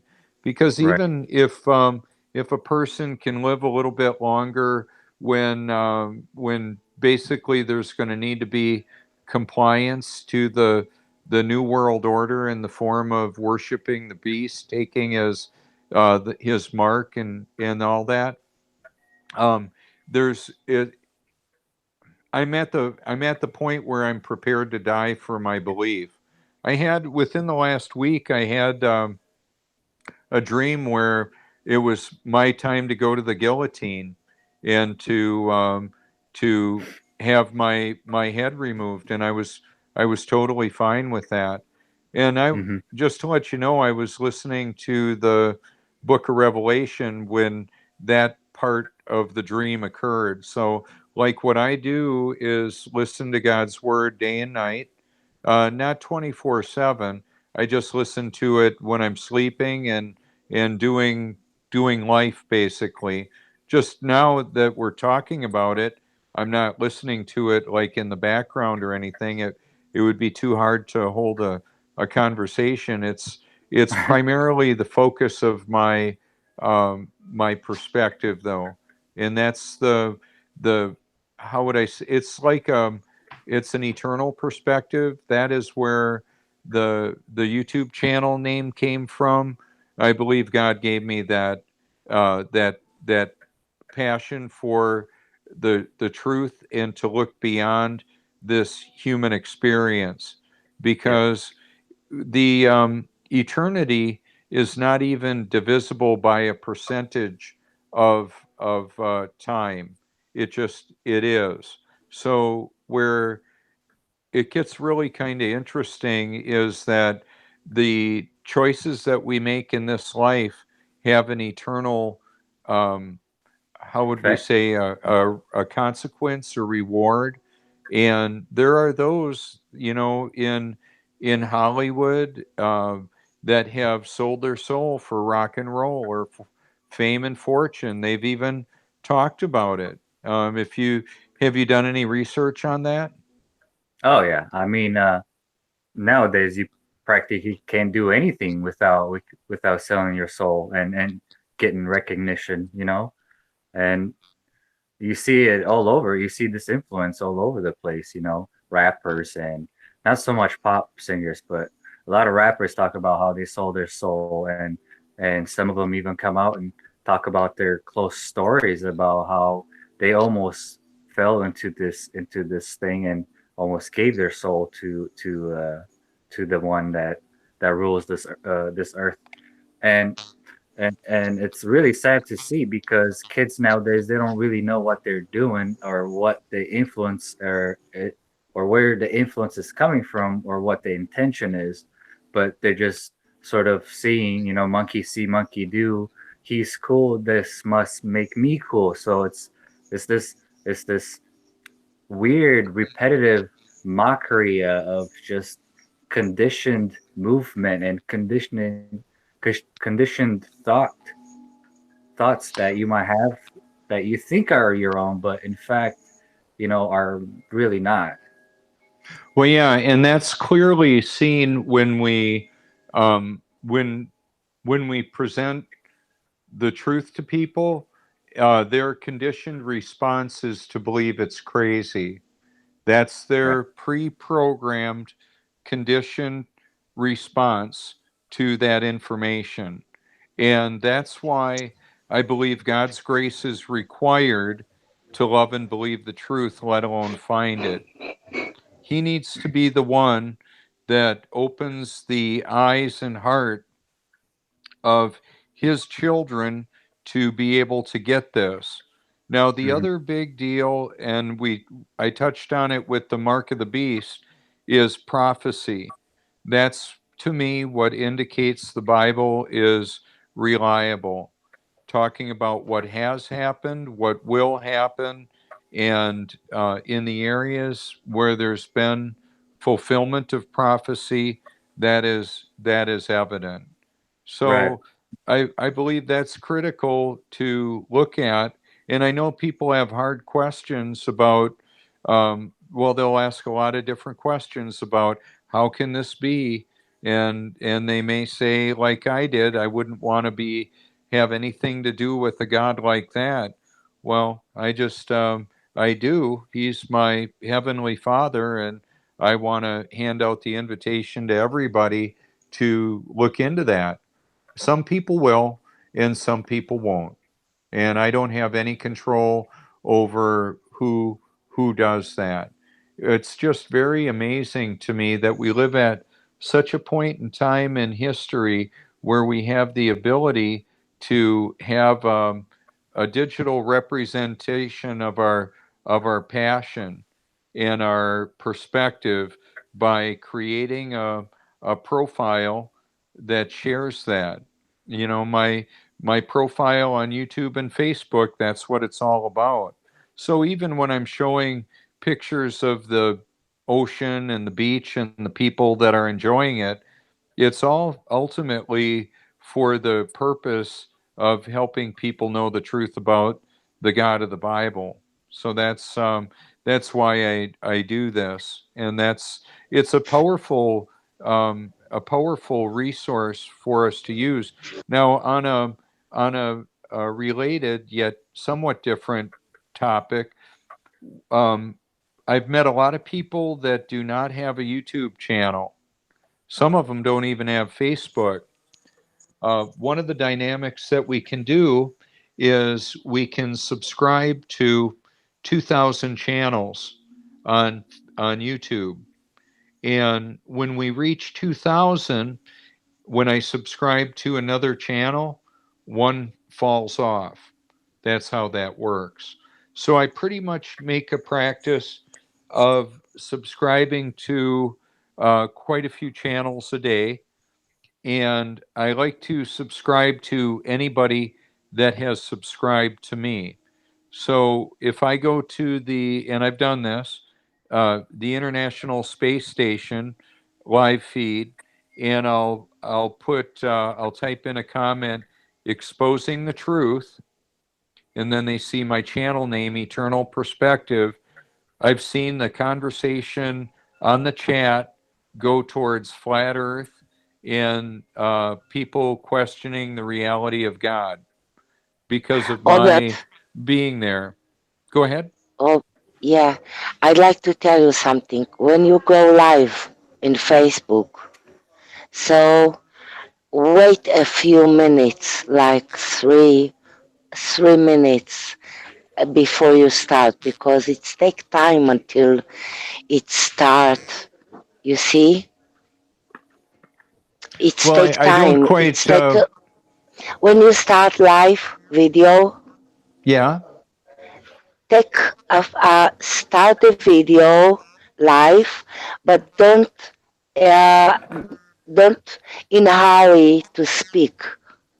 Wait a little bit because it takes time until people get this live video, until they see this. Your You notification, see? you mean? You mean it Yeah. might be minutes behind until they get a And notification? Yeah. yeah, and then you start immediately and you finish the live video 3 minutes after, and it's not already outside and you already finished. You see what I mean? Hmm. Well, part of the Yeah, it's a shame. You wait a little bit because it takes time until people get this and see it. It's take well, a and few then minutes. one of the other things that I need to think about, Yudit, for example, when I go live in the like right after I stop the feed, I'll look and there may be like 100 views, and they may have watched for 1 second or the whole time. I don't know how many. What ends up happening though is if I send that out to a group, like for example, about a year ago, a little more than a year ago, when I broadcast quite like 10 hours of the New Testament, there were like, I believe, 11,000 views. That was a lot of that was a lot of views for me for the first time that I did that.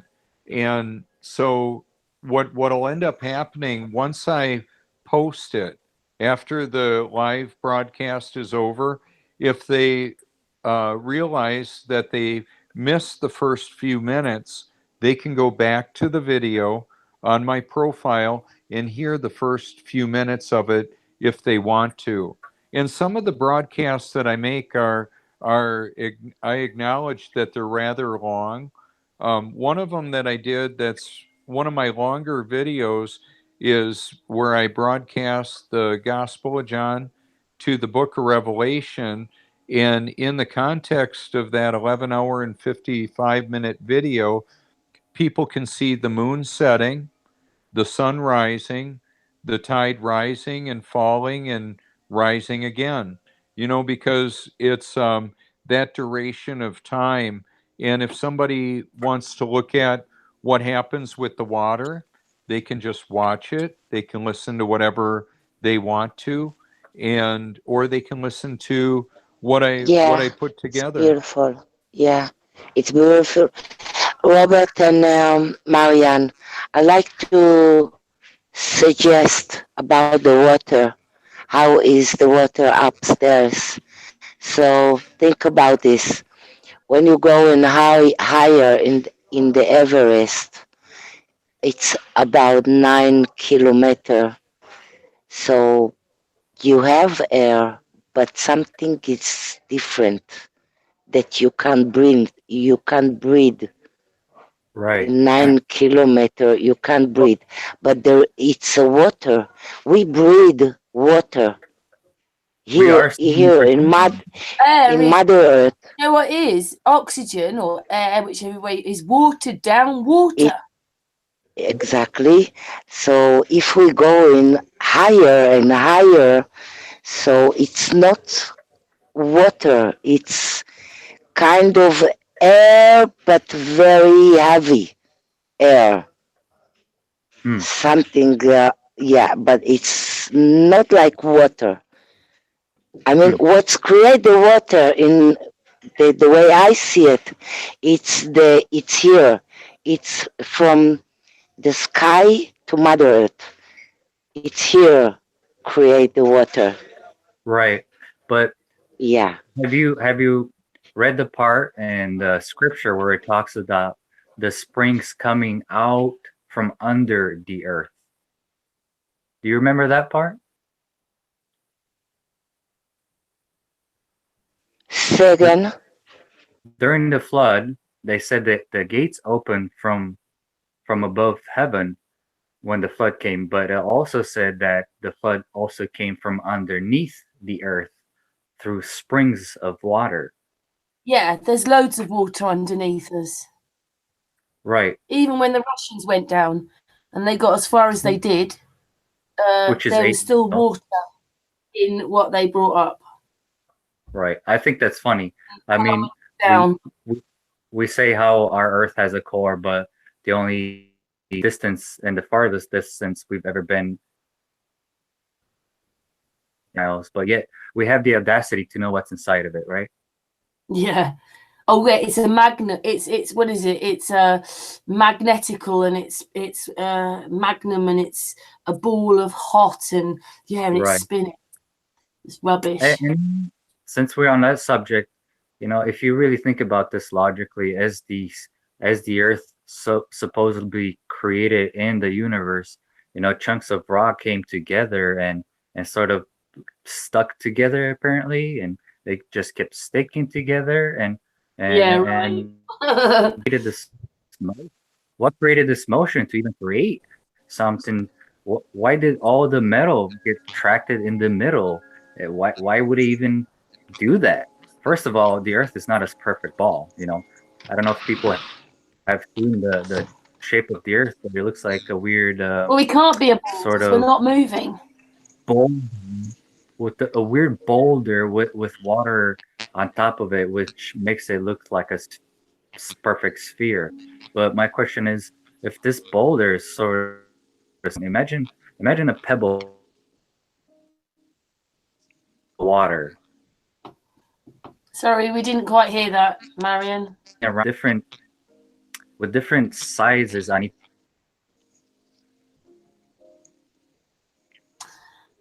Keeps blacking out there a bit on his voice. Until he comes Yeah. back. Can you Robert, hear I me, want Karen? to see a Since picture it's of now you. Oh, Oh, has hi, he come back Marian. now? this I was just, yeah, you're back now, Robert. You broke up a bit there, Marian. He's still broken up. wave, and to think that there's something in the middle actually spinning it around, it makes. If you're thinking about it, there's two different Earths. There's the perfect sphere ball with a perfect molten core inside of it, spinning the Earth crust all around, and then there's the misshaped uh, Earth rock with water on top of it. So which one is it? Well, I believe pear both of shaped those one. First one. are false. They're not moving. Or So it's not the first one. there's just so many. There's so many out there because there's 4 shapes to this Earth. These Yeah, guys but say. in fact, the There's one. ball is all a lie. The ball is a lie to control the people. And they turned us into a ball in the 1960s for sure. Anyway, we're not here to debate that. We're flat Earth. So I'm just going to move on. Robert, I just wanted to show you a picture that Yudit took. I wonder if you're very interested in seeing this. It's from a video. Okay. Probably haven't seen it, but I'm sure you've taken loads of pictures like this. Right? I'm just going to share that picture. Can you see it? Let me see. Okay, I see that. Let me just put it Okay. up. This is the kind of thing you like, isn't it? There you go. What do you think of Yudit's picture? Oh, it's Yeah, beautiful. that's what I like to speak about. It's the reflection on the Dead Sea water. It's salt water. It's not the same reflection that you got in the ocean.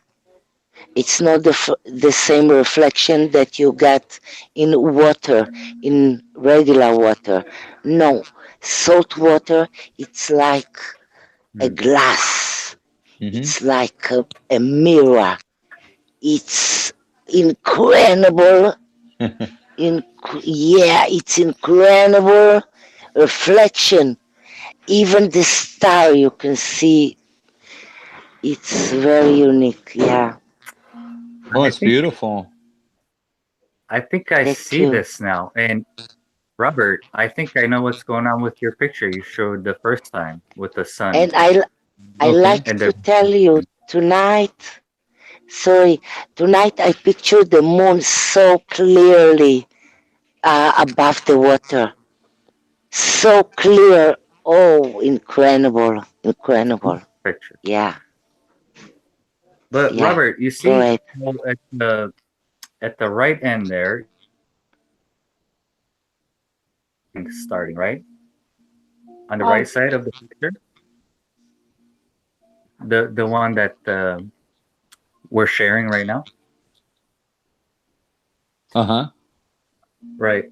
So you see how the light does not continue all the way down the water like your previous picture didn't, right? This is explained very easily if you think about it logically. What's happening in her picture that she shared with us is there's a little hill up here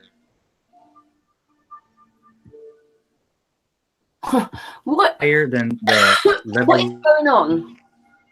Robert keeps Yeah. cutting off, and Marian keeps disappearing there. in his voice. Sorry, Sorry, Robert keeps having to come back on because he's obviously got an not sure if internet. we're all looking at Yeah, and then you Can you that one. can you hear So me now, Yeah, we can Karen? hear you, Robert. We Yeah. can hear you. Okay. Good. Sometimes it depends whether you're on your phone looking or at, you'll notice that there's an island starting, and you see that it's not perfectly straight. This little bump here where the middle sun reflection is showing. You see how towards the left it starts going a little bit lower. Well, that's because over there is a little hump of like a like you see in beaches where you go down, it goes deep, but then you get a little bit farther and you get up on a higher ground. You see, so what's happening there is the sun is reflecting off that top mound, which is very little water on there, and then coming back down the hill towards the shore. So it's bouncing off the top of that hill and then continuing on down to towards the shore. Can I just And ask that's the you that explanation one, for Marian? that. You did. Is that all water in front of you? Or is there land? I'm sorry. Y- you see the water. You see the water. And then is the you can see clearly the There's water no and the water. land. There's no land on the left, and there's no land on the right. It's just all water. It's just the different colours Yes, in the water. Yeah. So exactly. there's no Yes. land. And the exactly and the shadow that you see uh where's the moon rising, it's the mountain.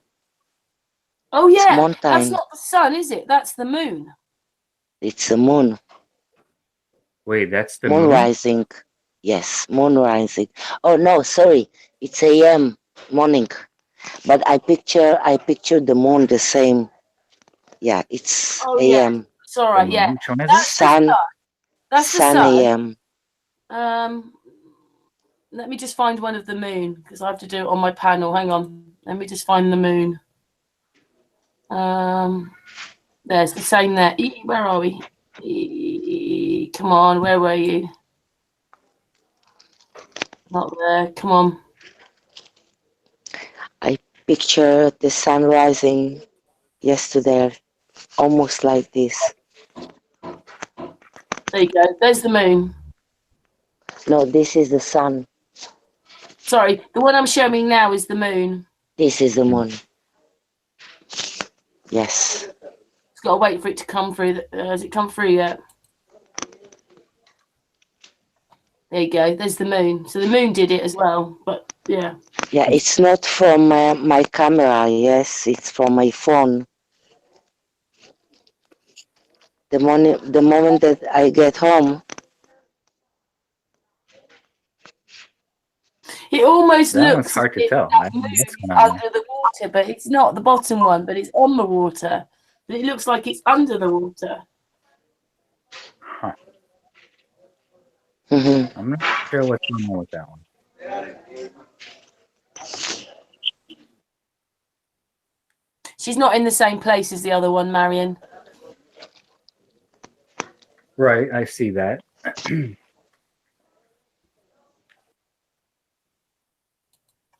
But it's yeah, she's thinking it's because of the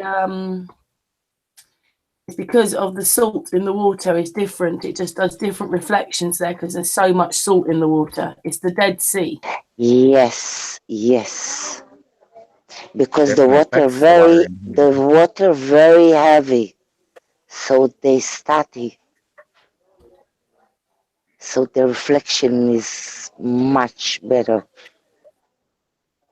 I'm not sure if we've lost Robert. Robert, are you there? Robert. Oh, I'm here. I just muted my mic so I could just listen in. What do you reckon of that then? Because it does look like the bottom moon is under the water, but it isn't. Well, there's a lot of factors that go into the reflection. Some of it has to do with the composition of the water, like how clean it is, or what particulate is floating in it. And then the other thing is that we've got the moisture in the atmosphere that also adds to the coloring, the reflection that shows up on the water. So each one is very can be very very different. And so as far as the amount of sodium in the Dead Sea, Yeah, I'm not I sure. I know agree. it's more than in the rest of the ocean that covers the face of the earth. At least that's what I've heard. I believe that to be true. But there's a lot of variables that go into an individual photograph. As it has a lot to do with moisture and how it interacts with the reflection on the Right. water. I see it quite often. I have a picture that I'm looking at right now on my photo album. I'm going to send it to you, Karen, and you can do with it what you would like. But it shows different colorings and all of that at a twilight time. It's actually, well, it's before the sunrise is where it is. I'll send that And to you right you now. haven't talked about your disappearing moon yet. Well, and I don't know quite what to make of that. I don't know how that particular anomaly occurs. Do you want me to put it Not, up, Robert, so that they can see in case anybody hasn't? sure, sure, I'll that'd put be that fine. up. Okay. Okay, I'll just find it and put it up. I'll just probably, because obviously I've made a video of your work yesterday, but we'll just do it as we'll wait for the computer to work itself. It's so slow sometimes. Right, I'm just going to put this up, and then we'll just, because obviously it's on Sun and Moon anyway. And to be honest, Robert, 1,319 people have watched it so far. Wow. How nice. I only put it up. Yeah. Like, yeah. Well, thank you. It's just getting it ready. Everything takes so long. Come on. Yeah, Come on, baby. I'm not sure. I'm not sure how that perspective shows up. I don't know how that works. Just like I don't know what went in front of the sun, apparently, from our vantage point on August 21st. I don't know what that was. I don't believe that the moon was close enough to the sun leading up to it to cause that. I believe it was some kind of something else, not what we were told. Something else, Robert. That's a big statement, because to say that something was covering that surface. I've seen it before. I've reported it many a times in the group that I see the moon coming in. It may not be quite the same place as Robert's got it on his moon, but like that. I never can see it. It's a little bit blurry. Can anybody see that? Oh yeah. Yeah, it's kind of interesting, isn't it?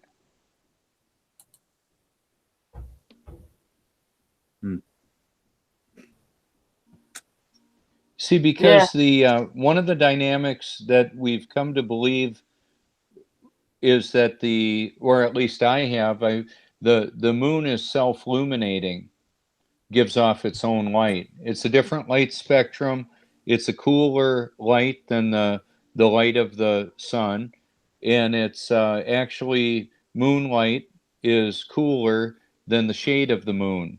And I've tested that myself. I've seen videos on it, and it's more of like a white or a bluish white light, not the warm tones of the sun. So the sun evidently, and I believe certainly, does hit the moon. However, the moon is self-luminating. So what caused that particular picture that we're looking at, I don't know. It doesn't shake up my shape of the world view, though. I still know we're not on a globe. And I don't trust NASA. Leading up to the eclipse, I told you on the Hangout, Karen, if you were to look at the archives leading up to that, what I said is, I don't know what's going to go in front of the moon, or in front of the sun. I don't believe it's going to be the moon, because I don't trust NASA. There's supposedly other celestial bodies that are in the atmosphere as well. Rahu, maybe a name of it is. I'm not sure. I don't know. See, on some of the, when we look at some of the different observations that we have, they're actually a bit of speculation. We don't know.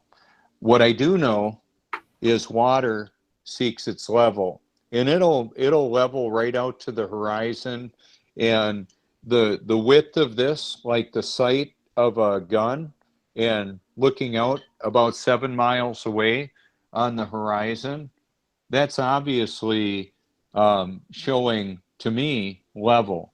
Now, people quite often say, well, what about the ship that apparently goes over the curvature of the Earth? Well, one of the things back in the day, before we had a P900, where I could take a picture and a video, we had a looking glass like that. That's kind of interesting, isn't it? Arr! Well, the captain would look out and see. Yeah, there's Kiwi. She's up there doing her cat stuff. But yeah, they used to have a looking glass like this to look at the different ships and that were further away. Then we got like a P900, pretty powerful weapon of mass instruction. So we can see things quite a bit differently than they could in the years gone by. And not only can we see them, we can share them with people. So I have pictures of the moon where it's the crescent moon, and yet I can see the rest of the moon there too. How does that work? It's not as bright. I don't know how that works. I just know that I'm not all wound up about it, like in having to prove all the details of the way this world works. What I've discovered is that the globe is a lie. It means that there are many that are deceived and don't know it. And then there are knowing deceivers that rely on the power of that deception. And so they don't need to convince millions of people to deceive others. The deceived just naturally do it. They're very convincing, deceived individuals, because they really believe it. And to be intellectually honest, I know people say of me and of us, flat earthers, that we're deceived. Oh, well, you know what? I just am so glad to be free from the deception. And I want to help other people realize that. Just to Yeah, explain, amen to that. you sent me something. Yudit, I'm going to have to make another little video about your work. I just don't think I can get Thank you. up and show it Thank you, all. Karen. I will make you another little video, and I shall put Robert's picture in. Amazing picture, Robert. I wish I Thank could just you. show it, unless you show people, because Yudit's away and she's on her phone, but you're on your computer. Do you want to show the picture that you sent me? Oh, that one that I just sent you with the building and the reflection? It's quite an Yeah, if you amazing. want to put that up there. Or can Isn't you that do it, beautiful? Robert? Can you do it? Could you show it? How do, oh, you mean just show it off my computer? Yeah, go on, do it that way. Okay. I'll add Let it me, to a little video. Okay.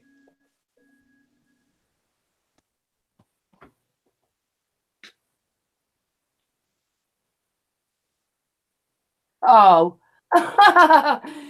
He went to show us something and he's lobbed himself off. Oh no. Yeah. It's so difficult. Everybody thinks this is really easy sitting here. You're frightened to show the link. You worried to do this. I was showing a video earlier on, and first of all, it was showing it all right, and then it didn't. Oh, there he is. I keep on having a hard, sorry about that. I'm kind of struggling with this today. He's up. Let me, That's how he should look if he was on the ball. Okay, so What? Not again. Whoa, what's all this freezing? Oh, you're there, Robert. Robert! Sorry. Call him I Robert. told you this happened. There's been a little bit of funniness, isn't there, with the internet today? That's my life.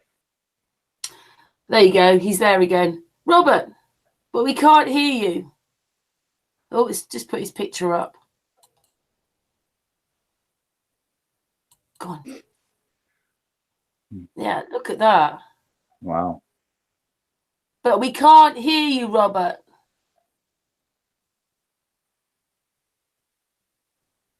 Look at that. Amazing. It's even better, actually, you know, like seeing it as a picture, because he's doing that through a video onto a screen.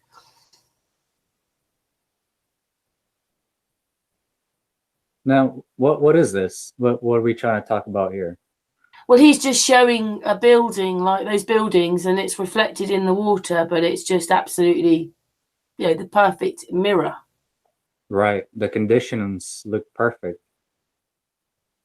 As I say, if you actually see the picture, like I can see it on my phone, it's even better. But I just get a bit like, I don't know, it's just been really difficult to do showing stuff, so I don't want to Oh no, Robert, come back. He'll be back. He'll be back. He'll be back with us. What it is, Marian, I know that you are looking into slightly different things, but Yudit and Robert use their cameras all the time, taking as I said, Robert does the moon and the sun, but I think the sun is his favourite thing. And Yudit does the sun and the moon, but I think the moon's more her favourite. I'm not sure, actually. She likes both. Robert, you're back. Stop leaving me. I don't know what's going on with that. I don't know why it's doing that, but yeah. You know, I think what I'm going to do here in a little bit, we've had a lot of cold weather lately, and it's in the mid 60s right now. And I've got my motorcycle sitting on the driveway getting ready to go for a ride. And I'm itching to take it on out before it cools off because it's going to get chilly again tonight. You're on But the before side. You're sideways, Robert. You're showing us sideways. Yeah. Okay. How about that? That's perfect. So what I wanted to do before I go, because I didn't want to just run off without saying I've really enjoyed the hangout. It was really nice to meet you, Marian. Oh, What yeah. Thank you. What I was wondering is, were there any other questions that you all had that you wanted to ask me? I'm sorry I couldn't be more informative on what's going on with the moon not being full. I don't know. I said that I've recorded, I've seen that loads myself, but you see, I'm out driving or something. I look up and I think, where's half the moon? And then I could drive for a few minutes, and then I look up and I think, it's there now. Well, you know what before I run on, I think what I would like to do is show a couple pictures of the moon in some of its interesting perspective. So I'm going to flip this around. Hopefully, I don't lose the broadcast here. Okay, so on the page right here, one of them that I was this one I just love. This is so funny. The face I make when I'm about to steal some new memes. I love that. And what this one just cracks me up. Check this out. You still believe you live on a spinning ball? I'm not mad. That's amazing. You know, some of these things just crack me up. It was part of the, you know, when we look at how people are deceived, and it's like, well, I can't stop them from being deceived. I can try and jump in the way though, and help show them the truth. Okay, so here we go. What in the heck is this? What's going on there? Chocolate chip cookie. Do you remember that? Do you remember me talking about it? I do. Cookie. I've got pictures on my phone. I had to saturate it a bit, and you could see it just looks like a chocolate chip cookie. Oh yeah, and the thing of it is, I could see this part of it with my naked eye. This is not photo trickery. It's not Photoshop. It's just, oh, look at that one. Isn't that interesting? Kind of scary. But there's just now here we go with the wet sand there, and just the beautiful clouds. The sun would be setting right over in that area. There is where that happened. Now I've got over 1,900. Oh, this is funny. I took this picture of the TV, and these are penguins, and there's no ice around. Now I'm not sure where that is, but it was up on the TV there on this particular video.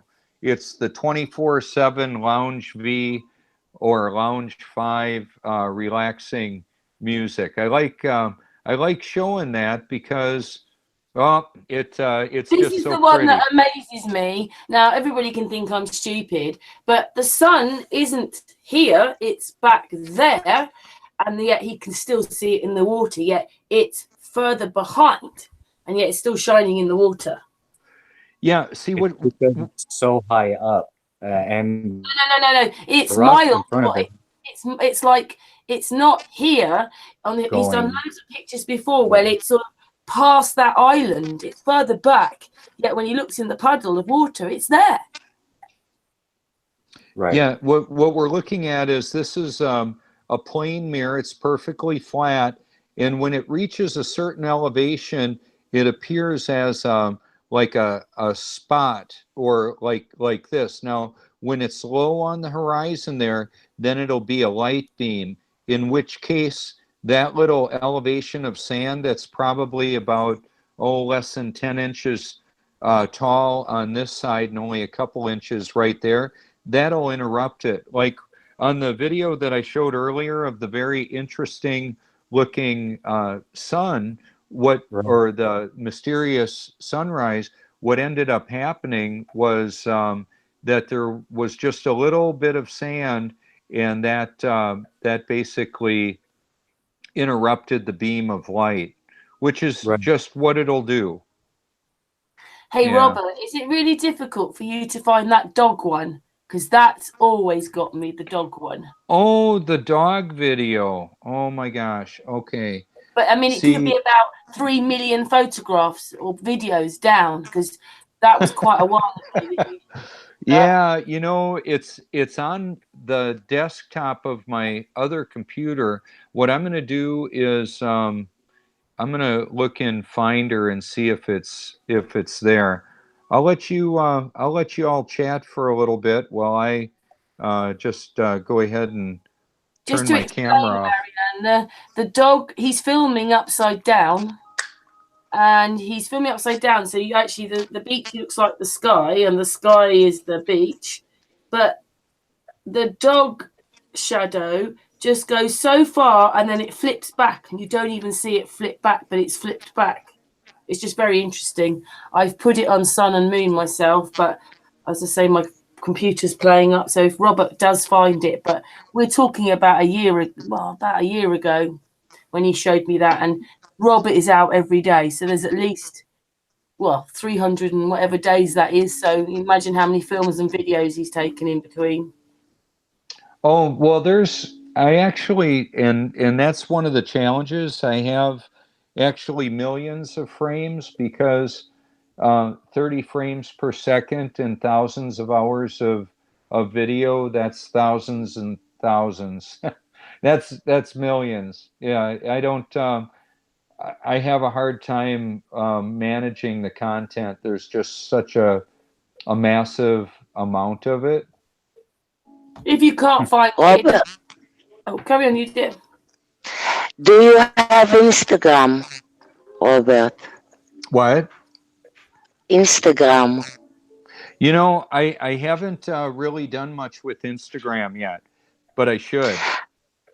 Think about this. National Geographic visit me in Instagram.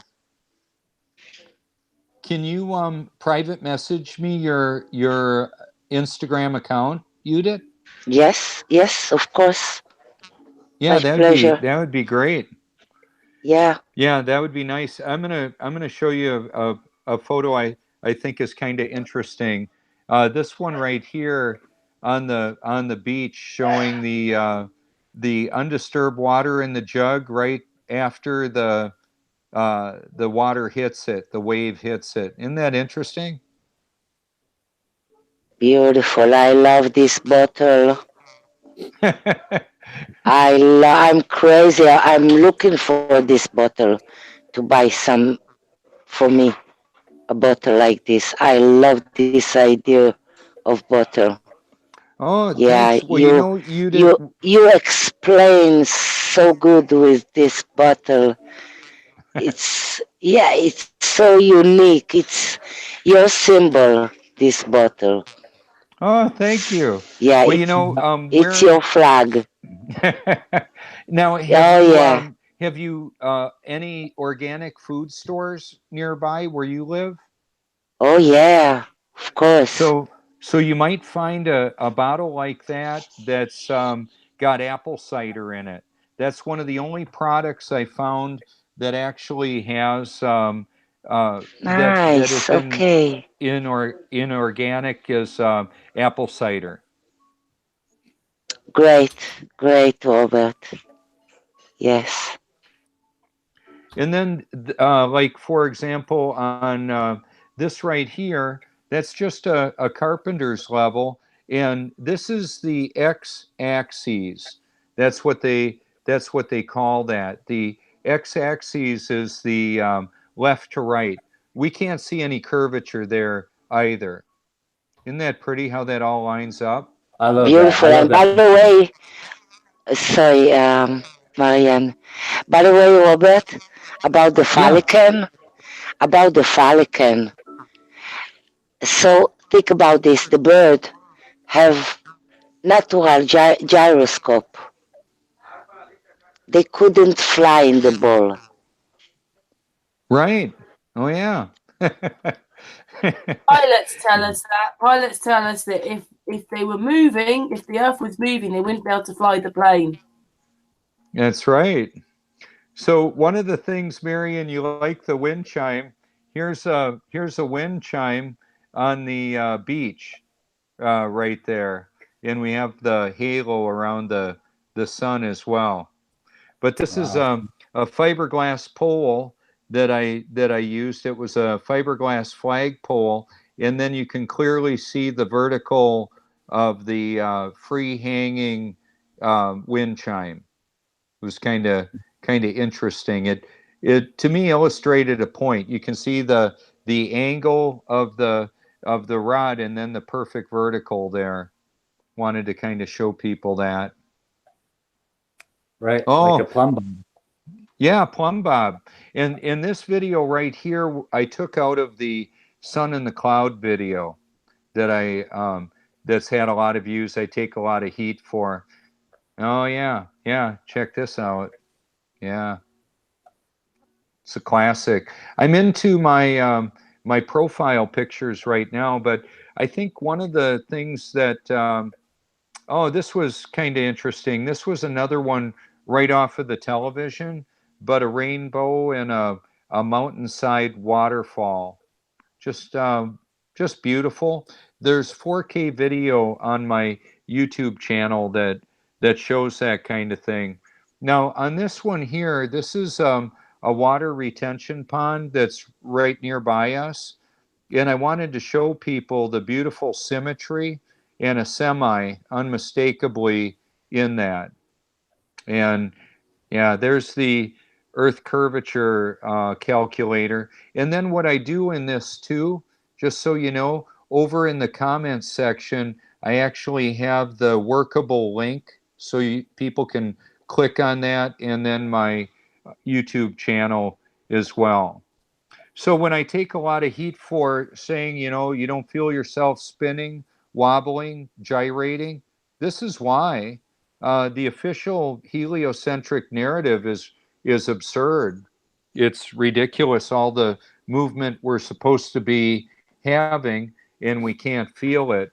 And then people naively say, well, it's like when you're in a car, you can't feel yourself moving except if you're accelerating.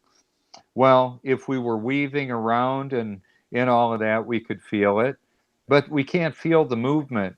And those beautiful, picturesque parallel mirrors that the water is, that wouldn't be possible either if there was any wobbling of the globe.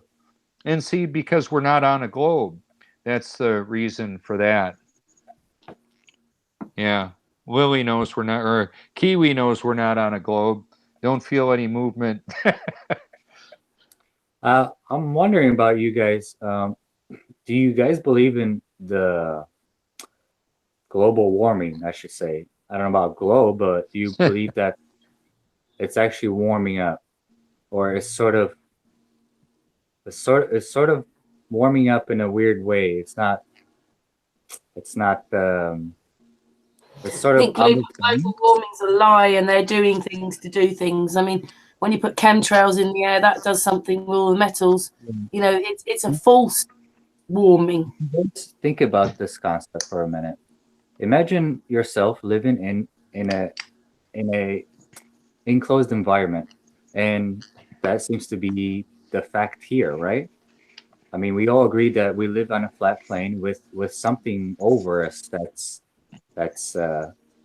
protecting us, right? Well, I do. The firmament. Okay, so if you think about that concept, Robert, I know that you know that back in the days, you know, that our land wasn't like this. I mean, trees were bigger, uh, people grew taller, animals grew taller and bigger, fruits grew taller and bigger, and that was a consequence of more oxygen being in the atmosphere, right? Well, Because we see, have, some of that, just so you know, Marion, that would be really hard to prove, is best I can tell. What I was listening to earlier when y'all were talking, I didn't really chime in, is when Yudit was talking about the air getting thinner and less oxygen when you go to a higher altitude, Mhm. water will actually boil at a lower temperature at higher altitude because of less barometric pressure. That's all repeatable observations. Less oxygen at higher altitudes. And Right, then what's interesting too is the temperature apparently gets quite a bit colder with higher elevation. And then they make this stuff up about the thermosphere being thousands of degrees. Well, that's ridiculous as far right, as the that goes. So there again we go back to, or I go back to, that I don't trust what NASA and the theoretical physicists that are promoting their agenda. I don't buy their lying. I ain't buying. That's hmm. just how I Li- roll with that. So Listen, when listen we go in the high altitude balloon videography that I've seen, it shows some really extremely cold temperatures up there, right? Have you noticed right. that? Well, Yeah, go they ahead. say that heat rises and cold lowers, right? Well, So, and to a certain extent, that's true. Um, However, there's other factors that seem to come into play. For yeah. example, when I would ride a motorcycle out in the desert, I could feel when I would go down a little bit, like drop down 10 feet or so, a little dip in the road, I could feel it cooler. You know, I'd be riding across the desert with Mhm. shorts on, and then I would get to, when the sun was setting and the temperature was dropping, I could feel areas where the cool dropped down like that. And yet, when we get away from the face of the earth, the temperature drops, and I believe that that has something to do with our local sun, and I don't understand all the details of how that works, and therein lies some of the mystery with the creation that we live in. I don't need to have the answer to all the questions and the pictures of the edge. That's a pretty common one. Where's the picture of the edge? Where are the soldiers guarding the edge? People come up with this stuff, and I would say, well, it gets really cold and it gets really icy. There Right. aren't the water's not pouring off the edge. It doesn't need to. I don't need to show a picture of the dome. I believe God's word says it's there. So, as far as what I've understood with humidity is that we're breathing in liquid oxygen and hydrogen in the form of more moisture, like when it's foggy or like 100% humidity. I believe that's really oxygenated atmosphere that we're breathing in. The other Yeah. thing is it's way more conductive. So, for example, the thermopane windows, I'm sure you've got them in Canada, we've got them here. It stops the glass from sweating because it's less conductive. There's a vacuum separating the two panes of glass. Well, we're told that there's a vacuum of space. Huh. But what's separating the atmosphere from the vacuum? Well, From I the believe vacuum. it. Exactly. Yeah. So their lies don't add up. I remember when I was at the Experimental Aircraft Association fly-in Oshkosh, Wisconsin. I went into the NASA tent and I did a live broadcast from there when I was in there. And they were asking me if I needed help. And I said, oh, no, I'm just showing some friends the display here. Little did they know who I was showing, but it was basically one of the things that they showed were propellers using like helicopters on Mars. Well, that is so silly. Even jet propulsion wouldn't have much propulsion to be able to work to be because the supposedly there's a vacuum. So even in that the jets wouldn't work. But see, we're at the point, so many of us, where we realize that they're just shoveling this deception on humanity. And what's so convincing, I'll give them this, is seeing is believing. What? What do we see and what do we believe? So when we see very beautiful imagery of traveling through space and in their beautiful satellites, by the way, who's videoing the satellite? Do they have a tag along film crew Can I satellite? say something? Can I say something? Sure. A couple of people now, someone put a comment in. They were Yeah. doing sky installations, and they know that all the people working know there's no satellites in the sky. And then my phone company there, the guy was saying it again. He knows there's no satellites in the sky. They're all land-based towers. Yeah, now they do have some what are termed satellites that were launched with balloons, and I've actually got video of that. So there are things up in the sky, but they're balloon or dirigible based. There's not really the geosynchronous type of satellite story that we're being told. Yeah, Right. that's a lie. Now, for what they term satellite TV, we've got a dish on our house, but it's pointed towards Texas. And I believe what they have is a large uh, broadcast beam that either bounces off of the firmament or a dish can pick up in the sky. There's nothing like a satellite that it's connected to. That's I believe Arthur C. Clarke is the one who was a science fiction writer that basically uh, NASA like adopted his writings and created it out of the imagination of a science fiction author. But then the other thing to consider too is like when I was naively deceived on this, all of these different aspects, I saw there were pictures of the houses that we lived in with cars that we owned in the driveway. So just think about this. I'm looking at a picture of our house and I can see the car in the driveway and our compost and burn pile and all that out in the country. That's not a picture that's taken from hundreds of miles away. Not if I can see my car.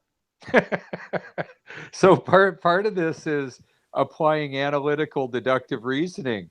How far away can you see? And if you want to just wonder what that looks like, look down a road and see how far away it is that you can see a car coming at you. You know, like if you're going down the highway, can you see a car 5 miles away? I don't think so. Can you see him a mile away? Yeah, probably. Yeah, it depends on atmosphere too. Now, when I was out at the beach today, there was like 1 mile an hour breeze blowing offshore, and so what there was fog, a marine layer down low. Well, down at the water level where it went inland just a little ways, I couldn't see the bottoms of the buildings, but they were within a couple of miles away and I've seen the bottoms of those buildings when the wind either blows it out or the sun evaporates it. See, a lot of these mysteries are actually explained in the accurate function or the repeatable observations that we can make. You know, the sun heats up the atmosphere, and and the moon cools it. We've got temperature differentials and the thermal mass of the water and the concrete and the blacktop and the structures. All that heating and cooling creates air turbulence. The all of the different dynamics. It's really amazing. So when I remember seeing a line on the Truman Show where Truman wanted to be an explorer like the Great Magellan. And the teacher says, "Well, there's everything's been discovered. There's nothing left to explore." Well, quite the opposite of that for me. I'm seeing the world as a very exciting place to explore and see what I can figure out about how some of the things actually work. That's where we're at today. I don't spend much time on trying to consider some of the mysteries that are unknowable to me. And even if I could come up with an idea of how I believe it works, proving it would be another issue. I'll give you a case in point: the tidal activity of the world. Um, where I live right here, we've got a tidal activity between 4 and 7 feet, typically. Up in Canada, in the Bay of Fundy, I hear that there's over a 45-foot tidal activity. What a massive difference. Well, one of the factors could be the geography. If you've got vertical stone and sharp continental edges, that's going to be different than where we are. It's the low country here where it looks flat all the 360 degrees all the way around. I go up into a condominium, and as far as the eye can see, it's virtually flat. The ocean's flat, and the land inland is only a few feet more than that. Where I'm sitting right now is only about 25 feet above sea level, and I'm 7 miles in. And when I get in the car ramp and I'm going up, or I go in an elevator or up a stairs, I can go vertically in a building a couple 100 feet in the air, and I'm right next to the ocean. But if we have a big bunch of water move inland, well, it's going to cover up where I am, depending on how big of a wave it would be. If we have like the tsunami that hit Fukushima, that'll be it for me. If you see a big wave that came in here, you might not hear from me again. That'd be about it. There's in the Charleston area, about 120 miles south of here, there were huge earthquakes that leveled a lot of area there. Knocked down a lot of structures. We get yesterday. I was in the room where I am right now, and the windows kind of rattled a little bit, and there was like an explosion outside. All the kitties were looking around. Well, I don't know what it was. We get these booms out here in South Carolina. They don't. There's not an official story for what it is. It's a bit of a mystery. We don't know. We don't know what's causing them. You have Walmart? We have what? Walmart. Walmart, the Yes, store. Walmart. Yes, the store. Oh yeah, yep, just a few Oh, miles away. because every Walmart has a building under the ground. Really? You see? Oh yeah. This is the store. This is cover of the what they do under the ground. Yes, that's what I see of many videos about what they do under the ground and all this boom. Huh. Yeah. Yeah. Well, it's kind of interesting. My dad used to sell steel to manufacturing companies in Wisconsin, and Manitowoc Engineering made cranes, and they also made tunnel boring machines, massive boring machines that they would push underground with train engines. And so he actually saw those and told me about them. He sold ship companies steel. You know, buoyancy is pretty amazing. To go Yeah, back this to is earlier, go ahead. Oh, what I yeah, was going this to is say is, real. This is oh, real. This oh is yeah. real. Yeah, yeah. This is something very serious about the Walmart. Oh Yeah, yeah. all Yeah. the country, all the country. Very mysterious. Um, all this store. Well, Yeah, they're the world's largest retailer. So to look at the New World Order and the Mark of the Beast system, we can know that they're a part of it for sure. I would certainly think they're one of the major distributions of food and products. But yeah. what I wanted to say is it's been really nice to. I'm gonna jump back on for a moment and say I've really enjoyed the hangout, and I'm getting ready to have some of this big hair fly through the breeze. Actually, I'll put my helmet on when I ride the motorcycle. But I've really enjoyed this, and I want to thank you all so much for having me on again. Oh, it's always a pleasure having you, Robert. Oh, Mind you, thanks. Thank Now I'm going to you. take my. I wouldn't What's want to be that? going on a bike over here right now. It's freezing. But Oh, it's always a pleasure. And I know lately that you keep capturing these anomalies, like that other one I put out a couple of weeks ago with you. Oh, that was yeah. What did crazy. you think of Thank you. that moon video where it looked like melted macaroni? Somebody said. I know, where bits of the moon were appearing on the top. I Oh don't know, yeah, Rob. yeah. I don't know either. Yeah. It's interesting.